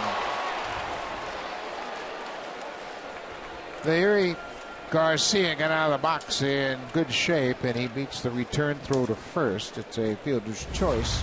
Slow play to develop. It wasn't hit that hard by Garcia. Runs well. LaRoche makes sure he gets a good feed over to Bonifacio. Bonifacio has looked so much better at second base, turning the double play, and he's just getting to the bag a little bit sooner. He's got his legs underneath him, and he made that play a lot closer than I thought it was going to be.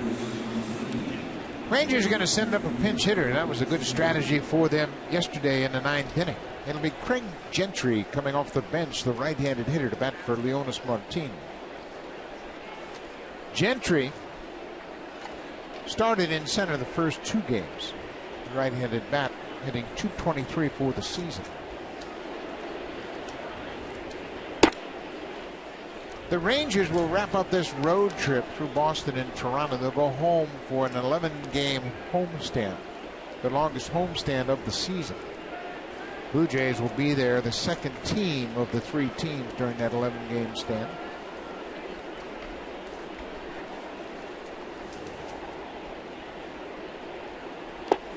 Down and in, gets away from Tolle, and Garcia couldn't find the baseball, wasn't really sure where it was, and he's still at first. Block it. Keep some part of your body on that ball. Keep that double play in order. In these 1-run games, little things like that are very important.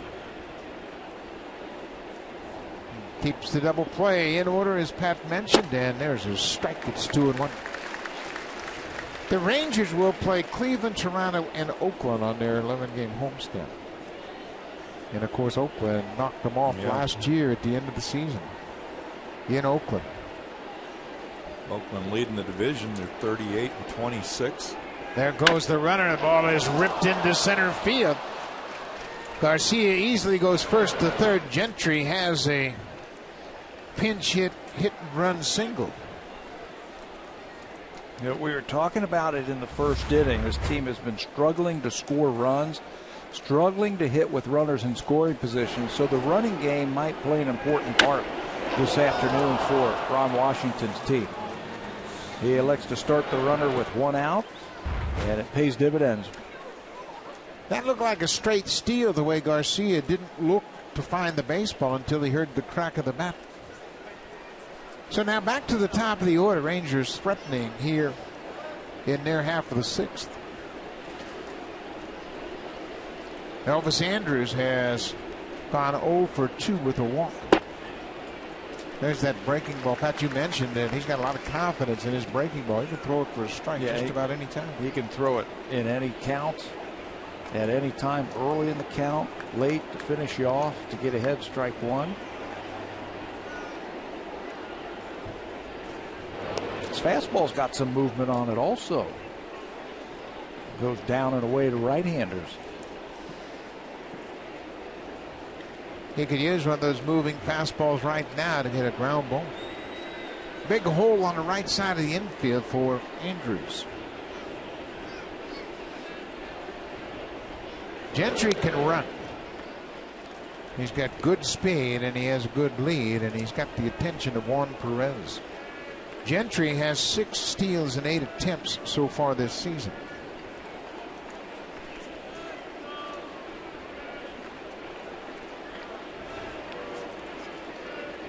There he goes. Pitch is taken. Tole's throw is into center field, and that's going to tie up the game. Garcia comes in to score. Gentry goes to third on the stolen base and error by the catcher. This team, the Texas Rangers, they don't have the sluggers that they did last year, but they've got a lot of team speed. They elect to start that runner once again, and it pays off for him once again. Ball into center field. Really no chance for Bonifacio on that one. And that speed is paying dividends for him. Well, it sure did. Because of Garcia's speed, he was able to stay out of a double play. And then Gentry steals second and forces Tole into an error, and we are tied at 4.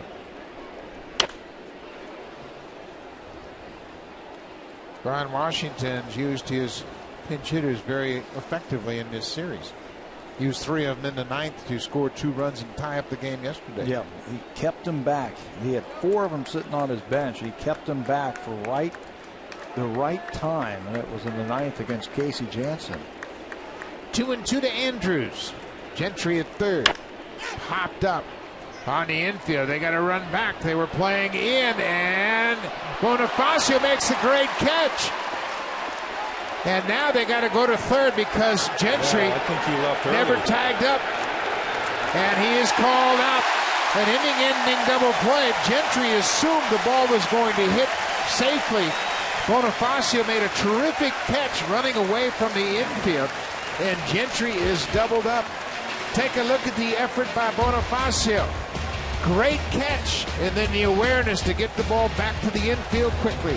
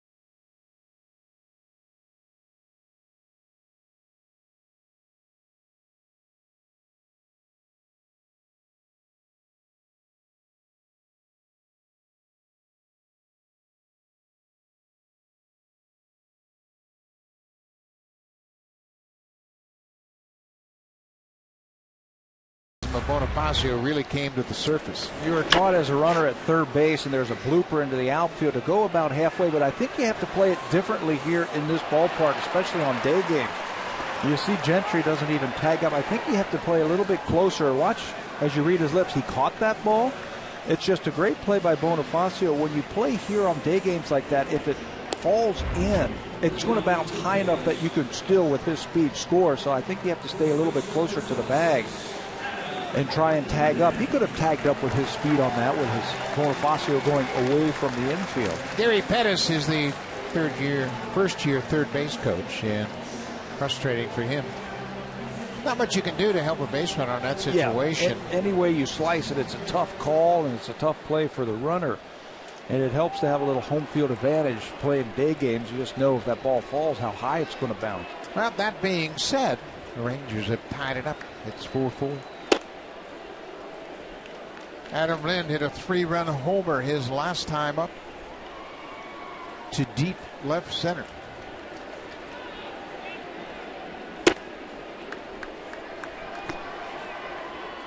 Yesterday, Blue Jays scored 3 runs in 1 inning, and then the Rangers shut them out all the way to the 8th inning. That's why those add-on runs are important. So the Blue Jays right now have to figure out how to regain the lead and then add on to it.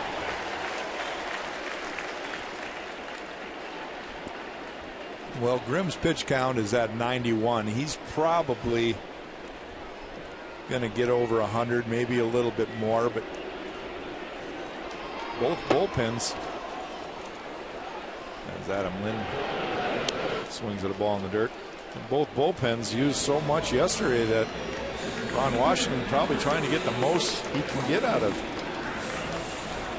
Justin Grimm. Yeah, and we mentioned that long homestand. The Rangers don't have an off day until the 24th of June. So they'll go home and play straight on through. 11 games at home before they go to St. Louis to play the Cardinals, and then they'll have an off day in New York before they play the Yankees a 3-game set. Now they're going to probably ask Justin Grimm to stretch it out a bit. Rasmus goes after the first pitch. It's like a changeup that had late sink. Well, Neil Wagner is now throwing. He's been in, the last 3 ball games? Wagner pitched in yesterday's game. He threw 15 pitches on Friday night, 17 yesterday. And he's cranking her up again today.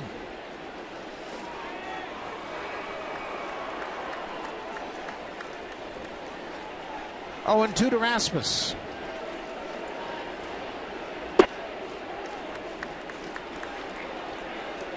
Watching this kid throw, he's trying to think of who he reminds me of with that good hard breaking ball and enough fastball to get big league hitters out.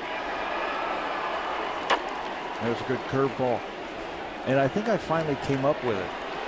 The way he finishes. Remember Neil Allen, who had a great curveball also? This guy reminds me of Neil Allen. Just pitched for the Mets and the Yankees.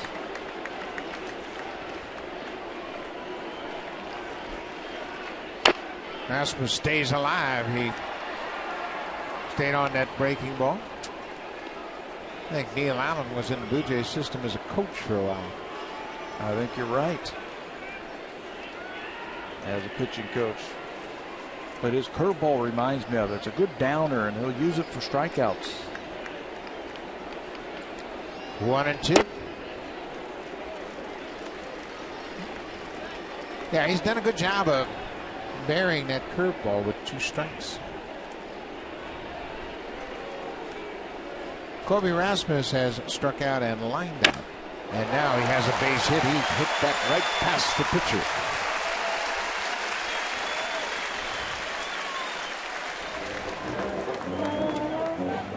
The 2013 Honda CR-V, an IIHS top safety pick. Honda is the official vehicle of the Toronto Blue Jays.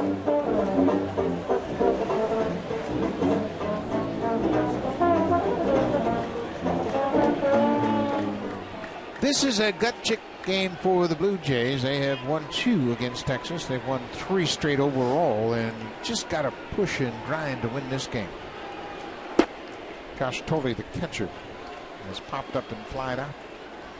Blue Jays start play today, 7 games under 500, and that's the first plateau you have to look at. Get to 500. You look at their home record. Yesterday's win put them at 500 at home. And you're absolutely right. They've got to inch their way towards 500 and grind out a game like this. Texas has been a good ball club, but this is not the club that you normally would see. Yeah. And you need to figure out a way to take advantage of it. Win your games at home because you're heading out on the road for a week. Chicago is not exactly playing that well. Yeah, Chicago's gone through a real rough stretch. Maddox out to talk to his young right-hander. Neil Kotz, the left-hander, is loosening up. He threw 16 pitches in the game. Everybody has worked. Only Tanner Scheppers and Joe Nathan didn't pitch in yesterday's game. They've got reinforcements. Kyle McClellan was added to the roster. Of course, Ross Wolf, he won't pitch. He threw 82 pitches in relief yesterday, so he is null and void for this game. They also went down, and got Josh Lindblom, who was a starter in AAA as a long man, plenty of arm in innings down in that bullpen this afternoon for Texas.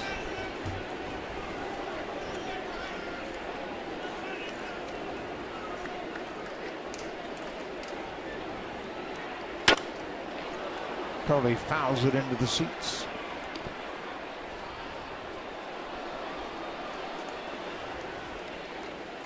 Josh Tolley making his first start of the season after joining Blue Jays on Friday night. Got into the ball game yesterday as a pinch hitter in the 16th. Takes one downstairs. It's 3-1. Andy LaRoche is on deck. LaRoche making his first start with the Blue Jays.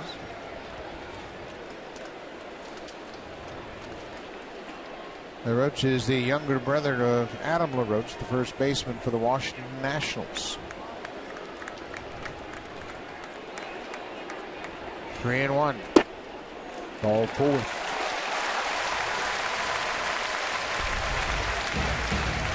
The Blue Jays will go out on the road after this ball game, go to Chicago, take on the White Sox for 3 games, then right back to Texas, take on the Rangers. It's a 4-game set Thursday through Sunday. Then they come home to take on the Colorado Rockies. Troy Tulowitzki and Carlos Gonzalez are wearing it out right now. The Rockies are 3 games over. Baltimore is falling on a little bit of a tough stretch, and the Blue Jays be right back into the American League East before you know it. Yeah, we were talking about getting through that first stretch American League East and see if you can beat up on some of those other teams before you head back into that tough division. So this is a big one this afternoon for Toronto. Andy LaRoche 0 for 2.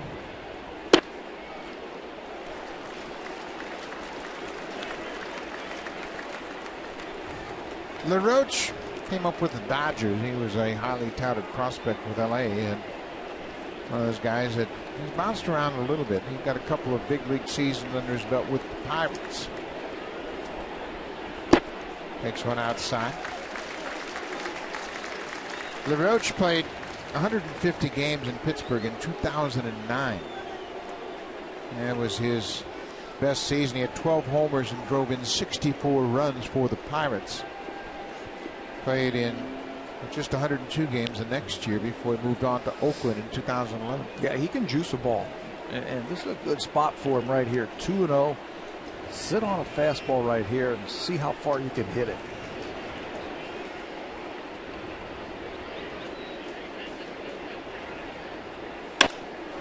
He got that fastball, but he got underneath it and drives it into left. Murphy is there, makes the catch. The 2 outs check in with Jamie Campbell.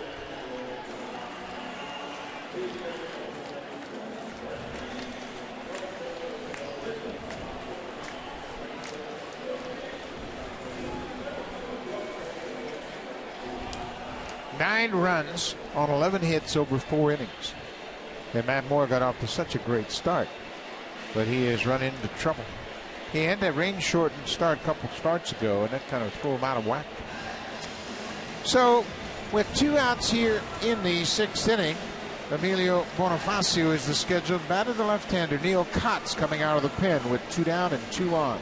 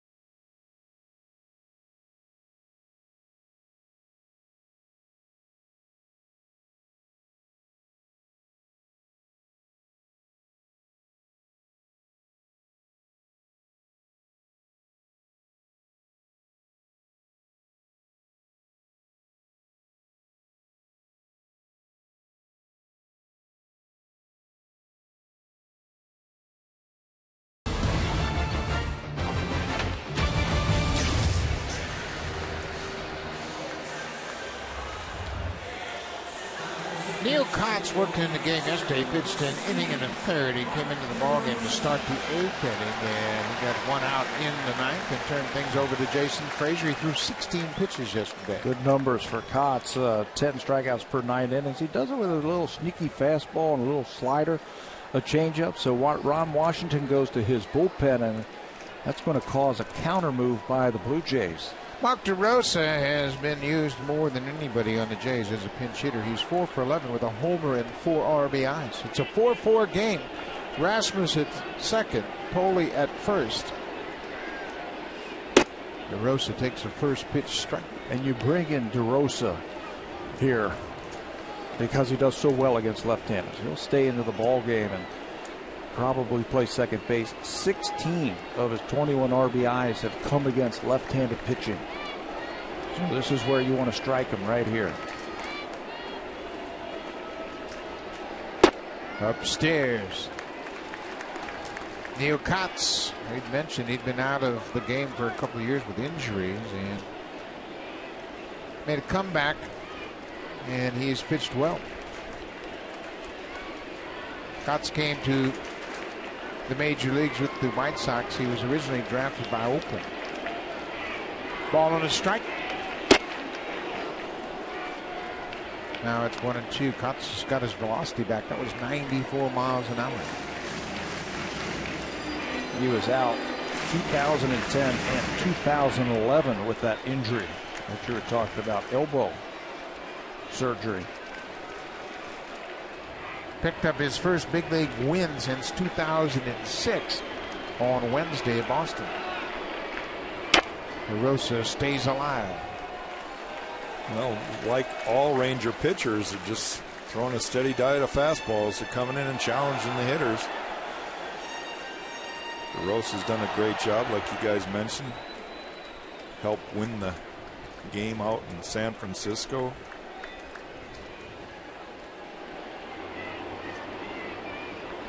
One and two.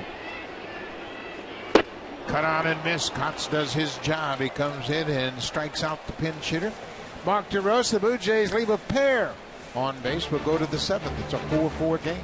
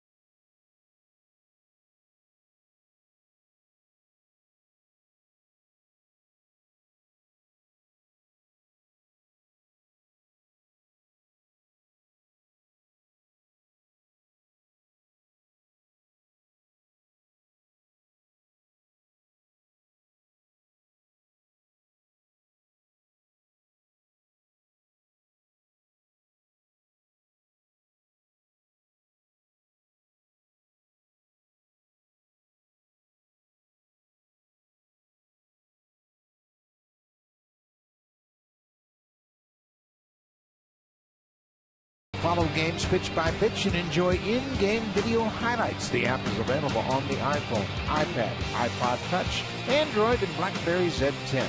Season-long subscription packages are available for $19.99. Visit BlueJays.com for more details. Jurickson Profar, the second baseman, has struck out twice. He's also grounded out. Juan Perez in his second inning of work. A.J. Pierzynski, a left-handed bat on deck. That'll probably be the last guy that Perez faces. You see DeRosa defensively at second base. Stays in the game.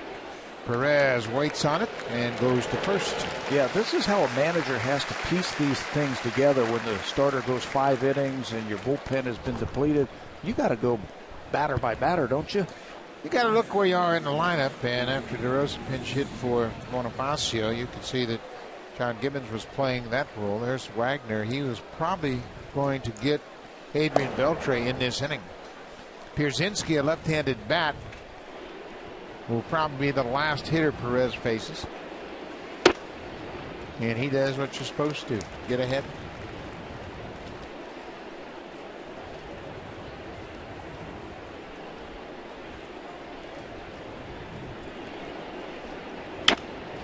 Quickly ahead of Pierzynski, 0-2.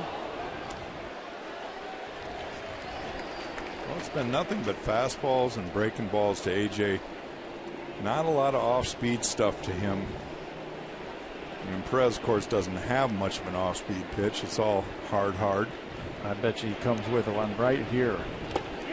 Thank you. Pierzynski chased, and Coley tags him out.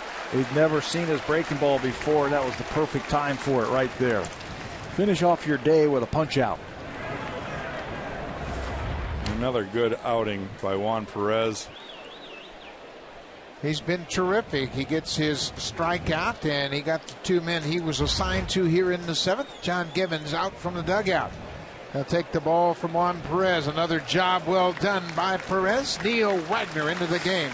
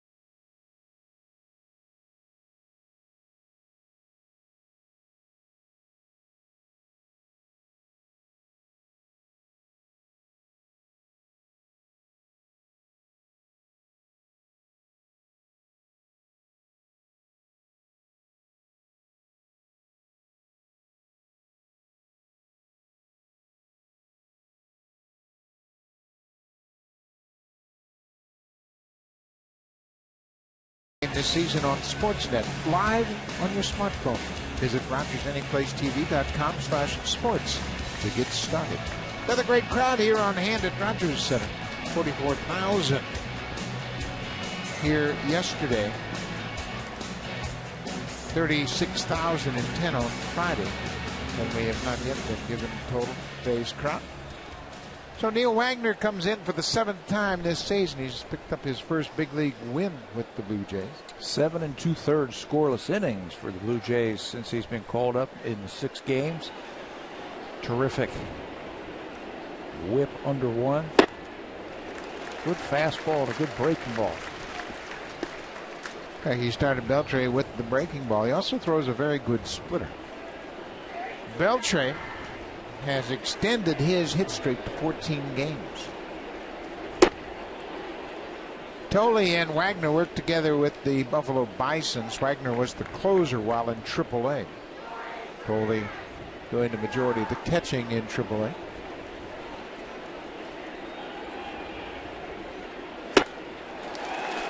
.96. Boy, you're right, Jack. You mentioned it.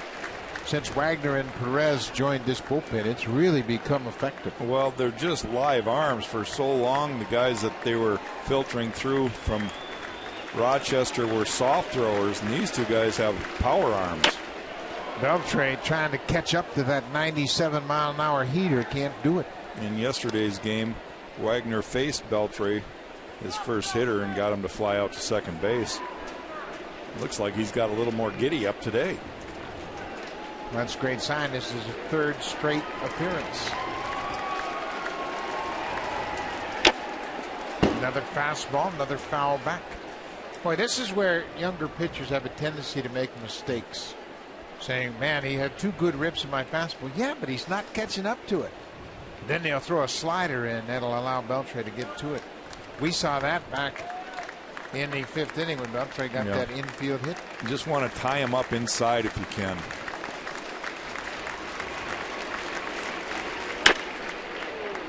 Another fastball, another foul. And Tolley going to go out and talk to him. Even though Josh Tolley maybe doesn't know the league quite as well as JP Arancibia does, he should understand from watching yesterday's game and the fact that he's gone away. You got to keep it honest. Throw it inside. Esmail Rogers at 92-93 tied him up when he threw balls inside. Now made another pitch, and he rides this one to right. Bautista will watch it go over the wall. Beltre got a pitch up out over the plate, and he hits his 14th home run. Another 2-out run in this ball game. Profar Pierzynski go quietly in the 7th. And then Beltre, he loves to extend his arms. He likes the ball out over the plate somewhere. Doesn't matter. Low, high, it doesn't matter. He likes it out there where he can just drop the head of the bat on the ball. That's exactly what he does. He's got power the opposite way. It's the first run that Wagner has allowed since he's come up. He hit over 40 home runs one year, Adrian Beltre. So he's got power all over the ballpark. So it's a 5-4 Ranger lead. Nelson Cruz with a ball and a strike. Beltre was a 3-time Silver Slugger. Started his career with the Dodgers.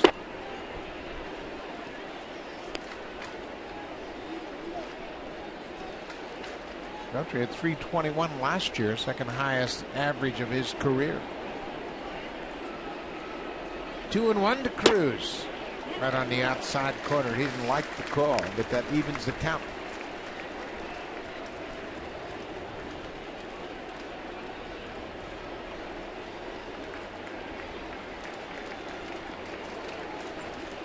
Cruz hit his 15th homer back in the 4th.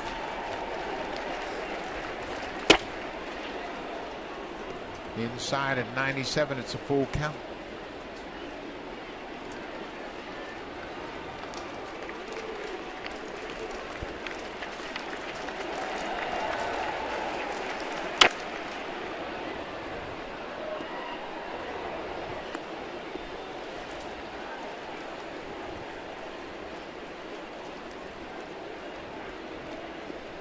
Animated. What a great teammate. Probably still talking about Gentry getting doubled off on that pop-up. Strike 3 call that came inside and end the inning. But Adrian Beltre, the veteran, his second hit of the afternoon is his 14th home run. Texas with a 5-4 lead.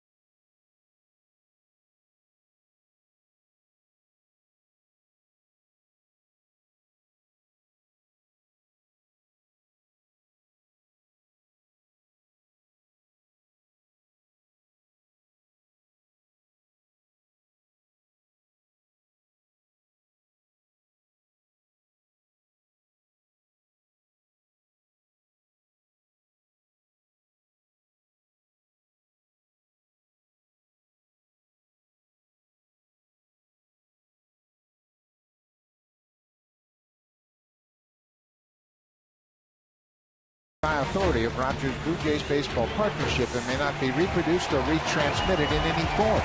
And the accounts and descriptions of this game may not be disseminated without the express written consent of Rogers Blue Jays Baseball Partnership. Toronto Fire Department put on quite a show on Lake Ontario, about a couple blocks away from this ballpark. Munenori Kawasaki, the number 9 hitter, takes the first pitch strike. Neil Kotz came in the game with 2 outs in the 6th and struck out the pinch hitter Mark DeRosa.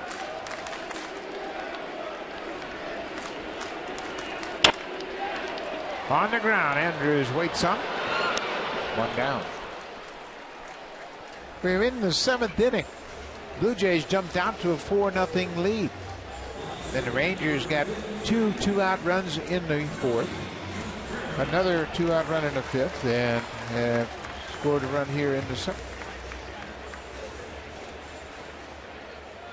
Just kept the pedal to the metal on offense, just keeping the pressure on the Jays pitchers this afternoon. They have scored in the last 4 innings. And like you said, every one of those runs scoring after 2 were out. Every run in this ball game has come with 2 outs. They've all started the rallies after 2 were out. Melky Cabrera, he started the Blue Jays rally with a 2-out walk in the 3rd. Came around to score the first Blue Jay run of the afternoon. Well, Kotz has got a live fastball. Yeah, he certainly does. When he was promoted May 21st from the minor leagues. And at that time, he had led all AAA pitchers in strikeouts per 9 innings. Cabrera hits it sharply, but right to the shortstop. 2 outs. Let's check in with Jamie Campbell.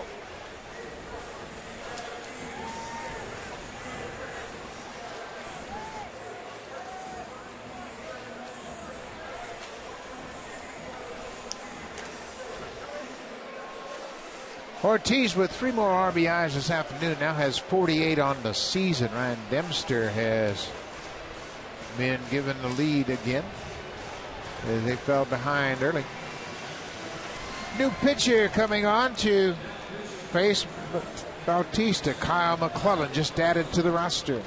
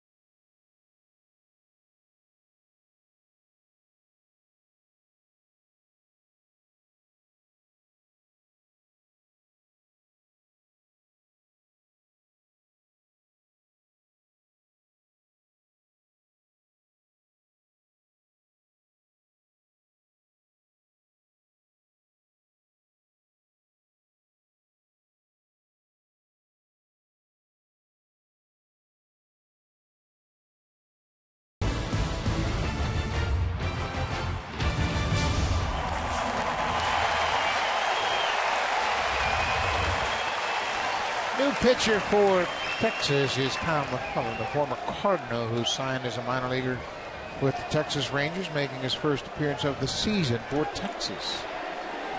Jose Bautista goes out to the first pitch and rips it down the left field line. It bangs off the wall. Murphy dropped the ball, and Bautista will have to stop at first. That ball hit so hard that Bautista can only get to first. You can't hit the ball any harder. Gets any kind of lift on that ball, it's lost in the seats up there in left field. But Jose kind of getting back on track. That's his third hit now of the game. Well, if he gets that ball airborne and hits it off the back wall, he takes out some of the bricks of that back wall of the bullpen, but it bounces right to Murphy. Is held to a long single. Edwin Encarnacion has an RBI singles. He's scored a run. Bautista's 5 for 5 in steals. He has picked his times very prudently. Holland does a good job with that quick delivery to the plate.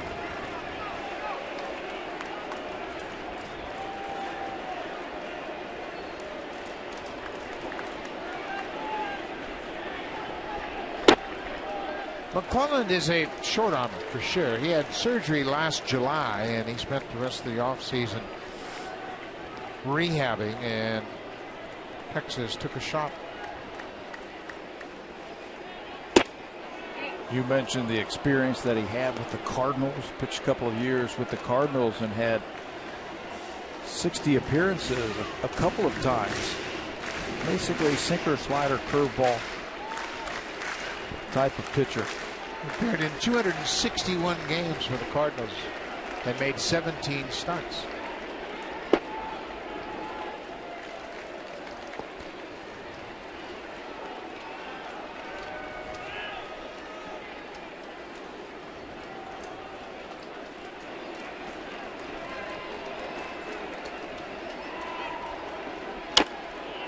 Off-speed pitch. Encarnacion taps it foul.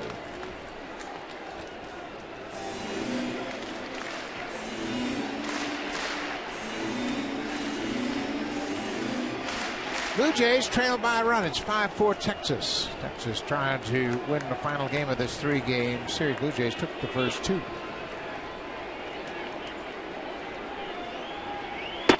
Breaking ball upstairs. Full count, 2 outs. Bautista will get a running start at first. Well, you're not real sure what he throws. You've had a chance to see a little bit of everything. If you're Edwin Encarnacion, make it count. There goes Bautista. Hooked foul. You could see Chris McGinnis at first holding Bautista on. In this situation, it's a little bit different than normal because it's a 1-run game, but you don't want to give him that big running start. Yeah, you usually play behind him and cut off that hole back there, but you hold him on now. Playing the percentages also with a right-handed batter at the plates. There goes Bautista. Down and away. It's a ball. Bautista goes to second. Encarnacion with the walk will go to first.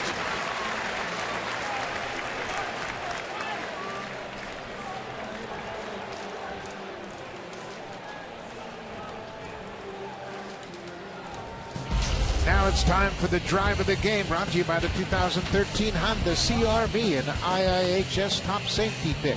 Honda's the official vehicle of the Toronto Blue Jays. Adam Lind has been hitting everything, and now he's starting to get balls airborne. High breaking ball from Justin Grimm. And when you're in one of those grooves like Adam Lind is, you don't miss it, and you drive the ball out of the ballpark. Home run number 6 on the season for Lind.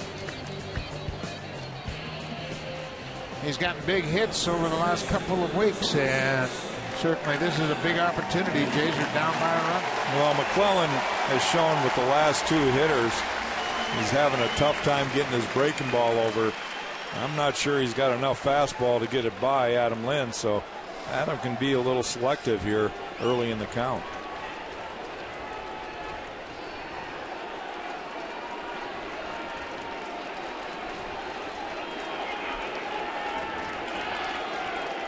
Two outs, 2 on. Lind takes one outside, and he has been so selective and patient because he's confident at the plate now. He knows he doesn't have to chase everything. Those numbers with runners in scoring position.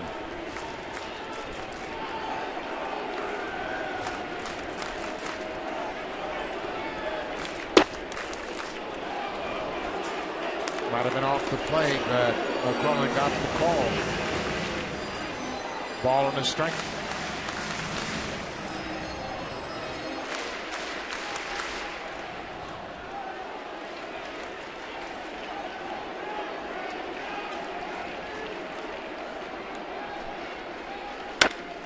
Bouncing ball. McGinnis will go to the bag, and the Blue Jays will leave a pair on here.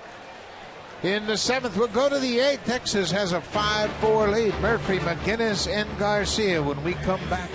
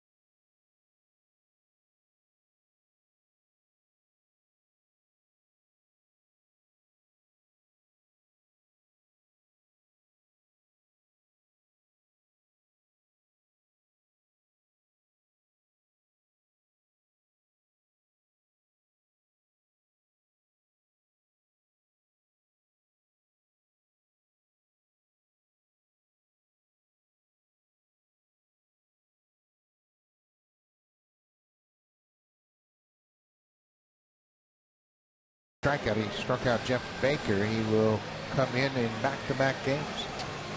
First time pitching in the big leagues since September of 2011. And I guess, Jack, the last hurdle for a pitcher who's coming back from injury is his ability to pitch on back-to-back days. Yeah, and John Gibbons addressed it to the media the other day when McGowan got called up. They asked him, is he ready to pitch in back-to-back games? He says that's why he's been down on rehab. Absolutely. We're going to get him in there back-to-back and staying by his word. McGowan had a little bit of trouble in yesterday's game, but he was able to get a big strikeout, and that set up the Perez appearance, who got the inning-ending double play. David Murphy goes after the first pitch. Bautista, long run. He'll watch this one sail into the seats. David Murphy, his 8th home run of the season, comes on the first pitch from Dustin McGowan. Murphy had a double in yesterday's game on the first pitch where he sliced it to left field. It looked like they wanted to try and keep the ball away from Murphy. Let's see where they set up. Down and away, and he misses on the inner half. And for a left-hander, that's right where they like it. Down and in, just drop the head of the bat on it.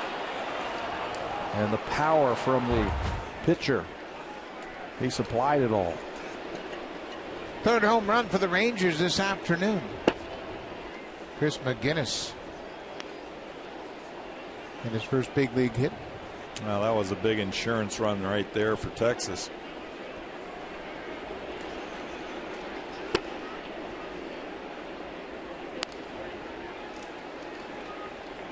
Now, Texas has their setup man and a closer fresh. Neither one of them have pitched in this game. Tanner Scheppers or Joe Nathan. They haven't pitched in this 3-game series. McGowan misses. It's 3-0. Well, this is the situation you're in. Starter Josh Johnson went 5 innings, and the bullpen had to work. Juan Perez worked yesterday. Wagner's worked 3 in a row. Now McGowan is in back-to-back games. Yeah, it's definitely a game that you needed the starter to go deeper in the game.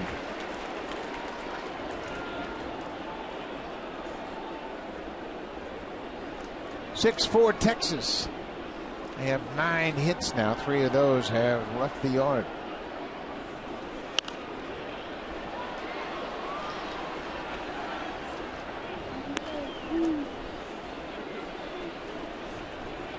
Dustin McGowan back in the big leagues for the first time since 2011. Spent 6 different stints on the DL. With a variety of injuries. He had shoulder problems and foot problems.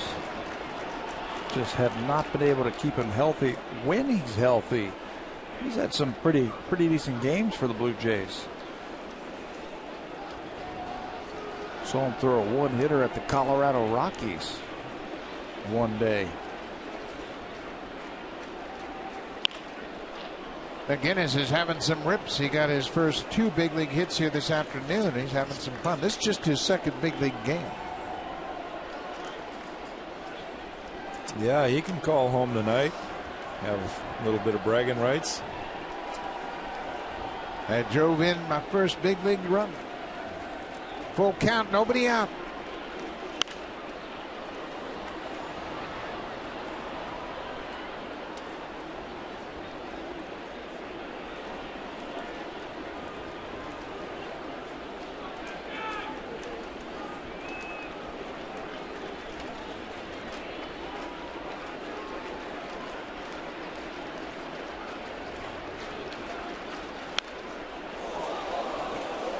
Quite a battle going on here. 9-pitch at bat.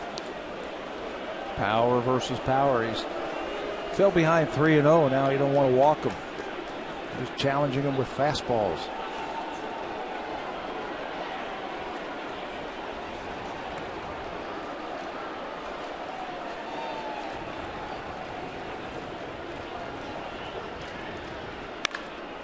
Hot shot to Lynn. McGowan gets over to first, and McGinnis is retired. 1 down. Sportsnet Magazine Money Issue takes an inside look at the bizarre world of athletes and their money. Subscribe today at sportsnetmagazine.ca/magazine. Now that is one thing I would like to read. I would like to get that and read it. Interesting articles about all athletes across all sports and how they handle their money. Rangers have scored in 5 straight innings. Larry Garcia, the third baseman, has walked, and he reached on a fielder's choice and scored in the 6th. He's also flied out. Finally scored a run. The Rangers before there were 2 outs. Leadoff home run here in the 8th. David Murphy, the left fielder. You know, they had Kane come into this game 3rd in the American League in 2-out RBIs. They had 117 2-out RBIs coming into this game. So I guess we could have seen that coming. When you look at their lineup, there are a lot of veteran hitters in the middle of the order in those RBI positions. Garcia, big swing on that fastball. And when veterans work with a good hitting coach like Dave Magadan, they know that they only need 1 pitch, and they have a tendency not to panic with 2 strikes. They get better ideas, I think, as the game goes along and they get deeper into counts. Plus, they'll pick up on patterns. Yeah, and you might see them swing at pitches early in an at-bat and then make the adjustment in the at-bat. We saw Adrian Beltre do that with his home run up and away.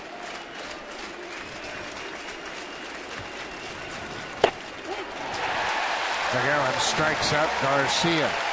2nd out of the inning. First strikeout for McGowan.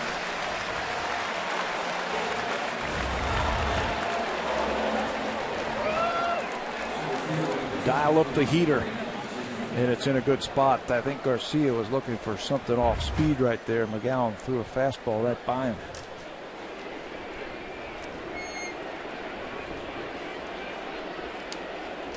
Craig Gentry entered the game as a pinch hitter in the 6th. Had a base hit to center, then stole 2nd, and on the throwing error by Josh Tolley, the catcher, he went to 3rd, and on the air, Garcia scored from 3rd, tied up at 4-4. You know, that's another thing that we've seen from the Rangers in this series, their ability to come off the bench and get hits. They used 3 left-handed hitters against Casey Janssen in the 9th inning yesterday.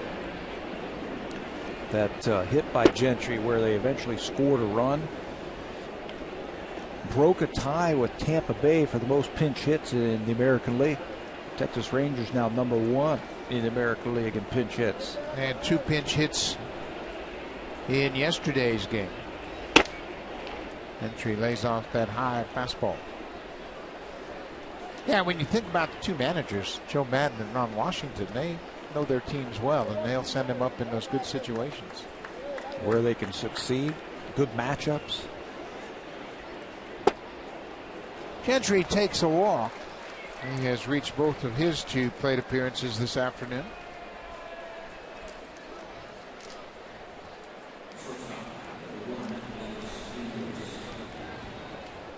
So now McGowan with 2 outs and dealing with the leadoff man Elvis Andrews will have to keep his eye on Gentry. He had a stolen base his last time up. I'm going to have to vary your moves to home. McGowan throws it into the seats.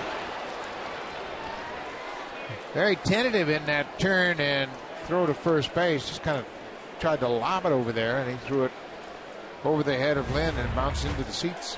Watch his arm get underneath him as he flicks it over to first base. Just 1 base, ball out of play. So now Gentry didn't have to steal second. He's in scoring position with 2 outs.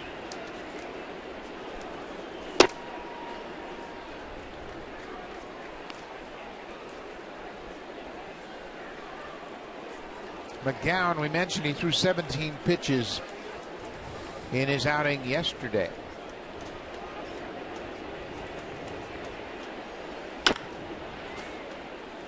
Andrews has gone 0 for 3 with a walk. He hit into that pop double play in the 6th when Gentry did not tag at third base when Andrews popped up to the second baseman. Gentry thought the ball had hit the ground safely, and he broke without tagging from third. That was just a heck of a play by Bonifacio at second base. This is a little looper that Kawasaki gets back on, makes the catch, and Andrews is 0 for 4. The Blue Jays give up an insurance run. Now it's time for a Blue Jays Central update. Here's Jamie Campbell and Greg Zahn in the Blackberry Broadcast Studio.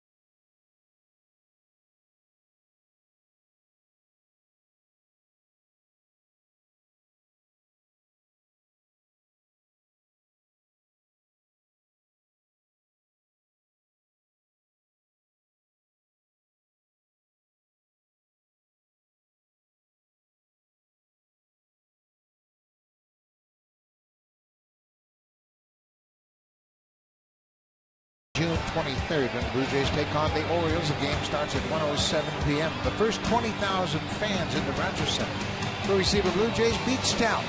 Call 416-341-1234 to order your Blue Jays tickets. Log on to BlueJays.com, or you can stop by most Rogers Plus locations.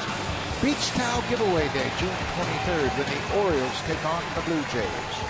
New pitcher for Texas is the setup man, Tanner Shepard, making his 29th appearance. Some good numbers for Shepard, the right-hander. He's got high velocity fastball, the two-seam sinker to go along with that. He needs a little bit more improvement with the changeup, but he'll come right after you. Shepers pitched at Fresno State in California. He was a 44th overall pick by the Rangers in 2009. Last season, he had 2 different stints in the major leagues.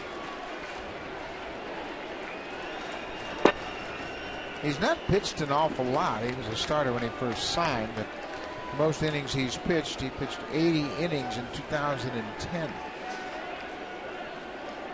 And they've put him in the bullpen now, and he is really taken to this role right here. You can see he gets good movement on that 2-seam sinker. Hard slider. It's like 86, high 80s with that slider. His fastball, that first fastball to Rasmus, registered 98. Rasmus drives it to right, but it's right at Nelson Cruz. He hit it hard, but right at him. And Shepard's another one of the young pitchers that Texas Rangers have acquired. 26-year-old. Seems like they got half their roster at least in the bullpen for sure, and on the starting rotation right now because of injuries. Yeah. Guy's under 30 years old. The catcher, Josh Tolle, goes after the first pitch. McGinnis leads Shepers, and there are 2 quick outs here in the 8th. You know, one guy who might be important for this team in the second half, Joakim Soria, for their bullpen. I mean, he's got all the experience and the stuff to win in the big leagues easily. He is. I believe he just went out on a rehab. Yeah, one time he was one of the dominant closers. Soria has 2 seasons of 40 saves, both coming with the Royals. He had 42 saves in 08, 43 saves in 2010. Rangers took a flyer on him, and he is coming back from surgery. He missed all of the 2012 season. Andy LaRoche has gone 0 for 3.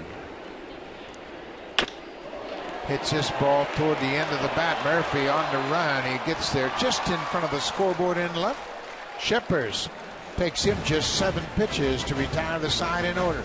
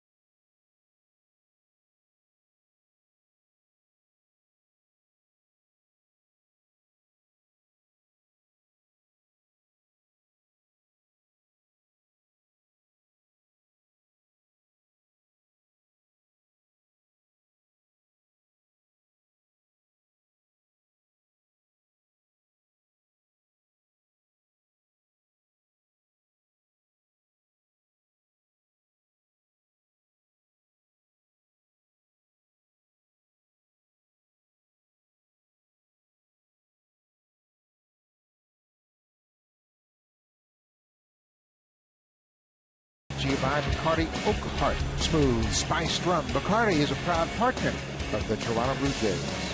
Emilio Bonifacio playing second base will show you the type of range he's had. Infield was in with a runner at third base at less than 2 outs. So how about this smooth move? Over his shoulder. Falls into his glove. Fires home, and they end up doubling off the runner at third base who did not tag up. A smooth move by Emilio Bonifacio. The pitcher for the Blue Jays will be Thad Weber. He was just summoned from the minor leagues. Brad Lincoln was sent back after 4 innings of outstanding work in yesterday's game. He got demoted, and Thad Weber was recalled. Yeah, and he's probably here for this 1 inning today. Sounds like Darren Oliver is going to be recalled tomorrow, so they're going to have to make another move. More than likely, Thad will be going back. The swing guy. Every team's got a swing guy in their bullpen. Ball hit on the ground by Profar. Weber gets the first down of the top half of the ninth.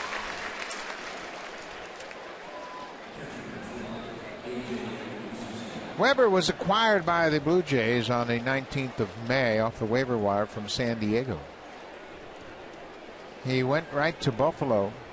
He was called up on the 25th of May and sent back 3 days later. Pitched in a game where he gave up the home run to Ryan McCann that ended up being the game winner.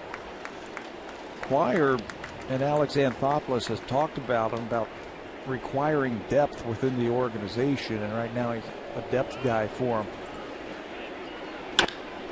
A.J. Pierzynski bounces it to first. 2 outs.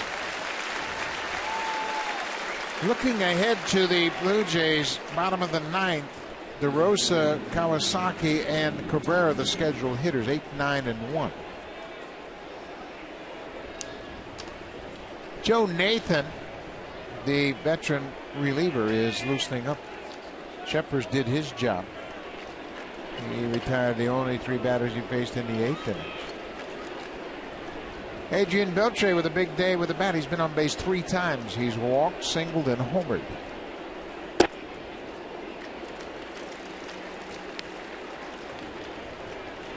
Beltre's average at .309 with a couple of hits.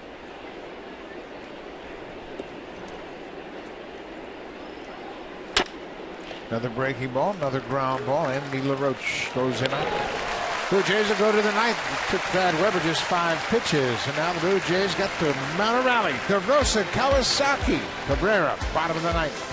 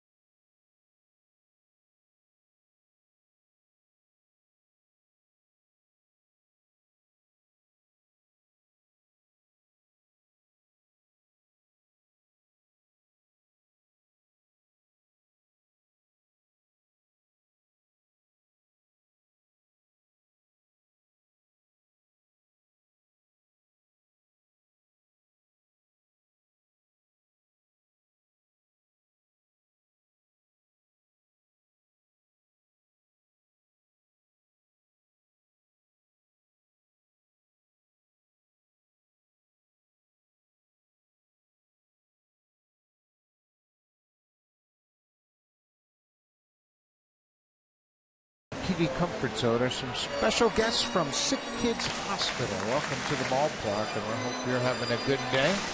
And you've got a great vantage point there in the TV Comfort Zone. Meister Astures has grabbed the bat. He will pinch hit for Mark DeRosa. New pitcher for the Rangers is the closer, Joe Nathan. He's a good one, and he's been doing it a long time. You see, he's 18 for 19 in saves, 316 saves in his career. That's 17th all time. In fact, he owns the best save percentage in baseball history among players with 200 or more saves. Good fastball and a very good overhand curveball for Nathan. Nathan is a 5-time All-Star. He's had 3 40-save seasons. He was traded for A.J. Pierzynski as catcher. Meister Astures pinch hitting. Breaking ball. He fouls it off. He's behind. Joe Nathan came into pro baseball not as a pitcher. He's a position player, but had a tough time with a stick in his hand, so they made him a pitcher and ultimately became a closer in Minnesota. I think it's worked out quite nicely. 0-2. Nathan was originally drafted by the Giants in 1995 as a shortstop. He wasn't converted until he played 2 seasons, and you're right, they saw that probably not going to hit much, but he's got a good arm. He played at State University of New York, Stony Brook, which got to the College World Series last year. 1-2. Down low. Blue Jays need a base runner. They trail by 2. Texas has out-hit the Blue Jays 9-6, and they have hit 3 home runs. The Blue Jays have 1 home run, Adam Lind with a 3-run shot. Full count.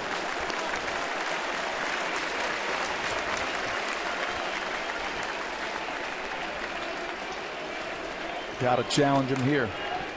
I'm going to make him hit his way on. So Meister, look for that number 1. Go for it.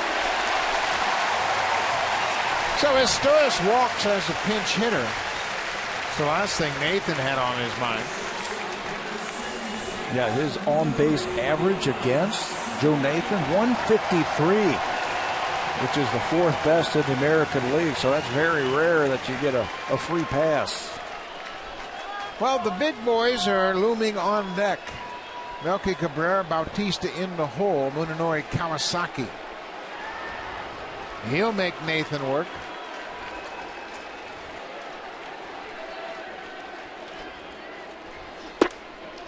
Takes a strike.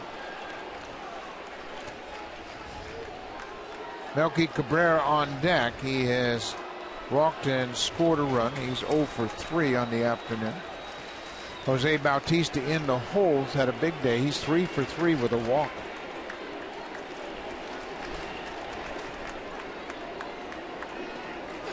You know, that's all you ask for in these type of games where you're at home, you're down by a couple runs against a good closer. Just give me a chance to get that tying run to a plate. So I think this is a huge at-bat right here for Kawasaki. And you said it before he walked in there. He could really work that pitcher.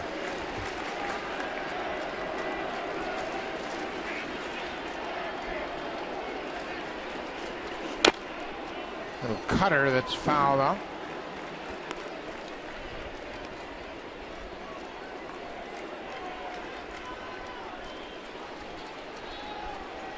Nathan has made just 1 appearance on this road trip. This is the 6th game of the road trip for Texas. He appeared against Boston and picked up a save. Oh, he was up 4 times in yesterday's game. 1-2. Backhanded by Andrews, and he dropped the ball. Oh, hands are safe. It's an error on the shortstop. Fielder's choice. Kawasaki does his job. He gets on base. Boy, he slashes the ball off of Nathan. And it looked like it was going to work out for him. Andrews got to it. And now breathing room as he drops the ball. When he transfers from the glove to the hand, he comes up empty. The Blue Jays have a little life because of it. They got a chance. Melky Cabrera, 0 for 3 with a walk. That'll bring the crowd back into the game. 42,000 on hand at Rogers Center. He bunts up the third base line. Nathan gets it and throws Cabrera out. So the runners move up. Estoras to third, Kawasaki to second. The Blue Jays have the tying run in scoring position at second base. And that's what you want. With your 2 best hitters coming up against their best reliever, you've got to give it a chance. You're at home. Melky Cabrera comes up with the sac, bunt, You didn't want to hit into a double play. You got to give your two best hitters a chance to tie it or win it. And Jose Bautista has seen the ball better today. He's got 3 singles. Hit the ball hard his last time right off the wall. Bautista has a home run against Nathan. 1 out.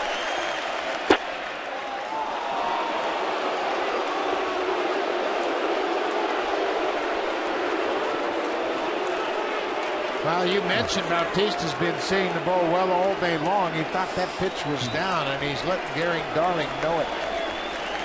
Darling is the veteran crew chief. 0-1.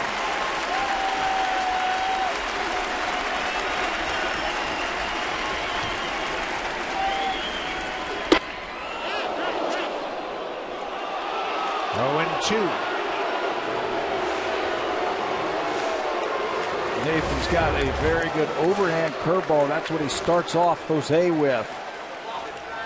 And that's a pitch that he wasn't real happy with. Now he's got to gather himself.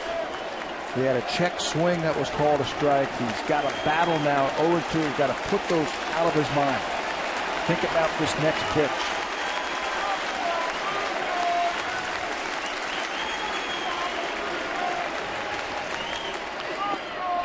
Bautista strikes out, and he gets thrown out by Gary Darling.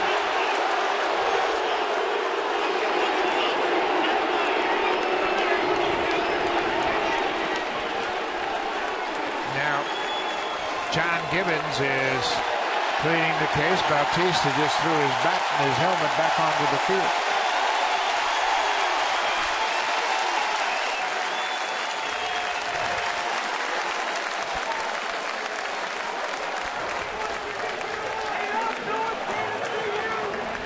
So Gary Darling called the first pitch that looked like it might have been borderline low. Bautista didn't like it. Then after striking out, he turns and lets Darling know what he thought of the first call.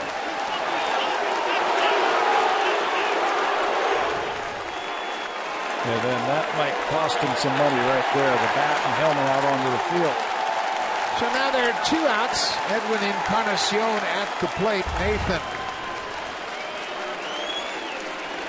with runners at second and third. Inside. Move his feet. Move him around that batter's box. That's the whole purpose of that first pitch. Well, don't let it get too comfortable. Joe Nathan knows what he's doing out there. Encarnacion is 0 for 3 against the Rangers closer. Ball and a strike. Well, Kawasaki, you talk about understanding the game. Kawasaki broke as soon as Encarnacion made contact. Sure. He's got 2 outs. He represents the tying run. You start to see that bat flying through the zone, and you take off. You can see if the pitch is going to be a strike or not. Standing out at second base. So well schooled in the fundamentals of the game. You see a strike, you see that batter start to swing at it, you take off. You can tell when a guy is going to make contact. You can really see it. Okay, he's going to hit that pitch, and there's 2 outs. I got to be on the move. A ball and a strike to Encarnacion. He picked up his 51st ribby back in the third.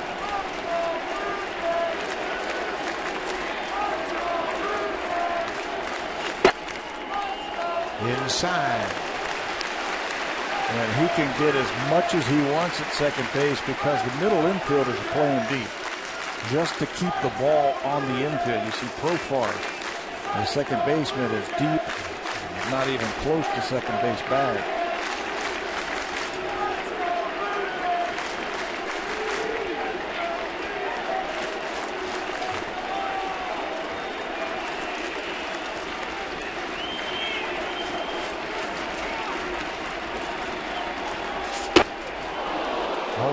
cut. Nathan left that fastball upstairs, and Encarnacion took a good rip at it. 95. He's thinking about walking off right here. High fastball, and Edwin with a home run swing. Blue Jays walked off the Rangers yesterday afternoon in the 18th inning.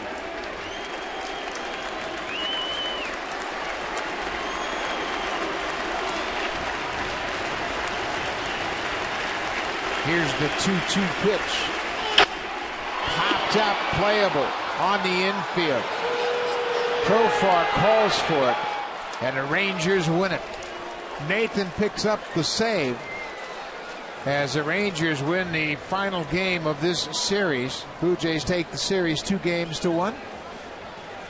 The Blue Jays could score in just one inning again this afternoon. Yeah, just like yesterday, they scored 3 runs in 1 inning, then did not score again till the 18th inning. Just couldn't come up with that clutch hit.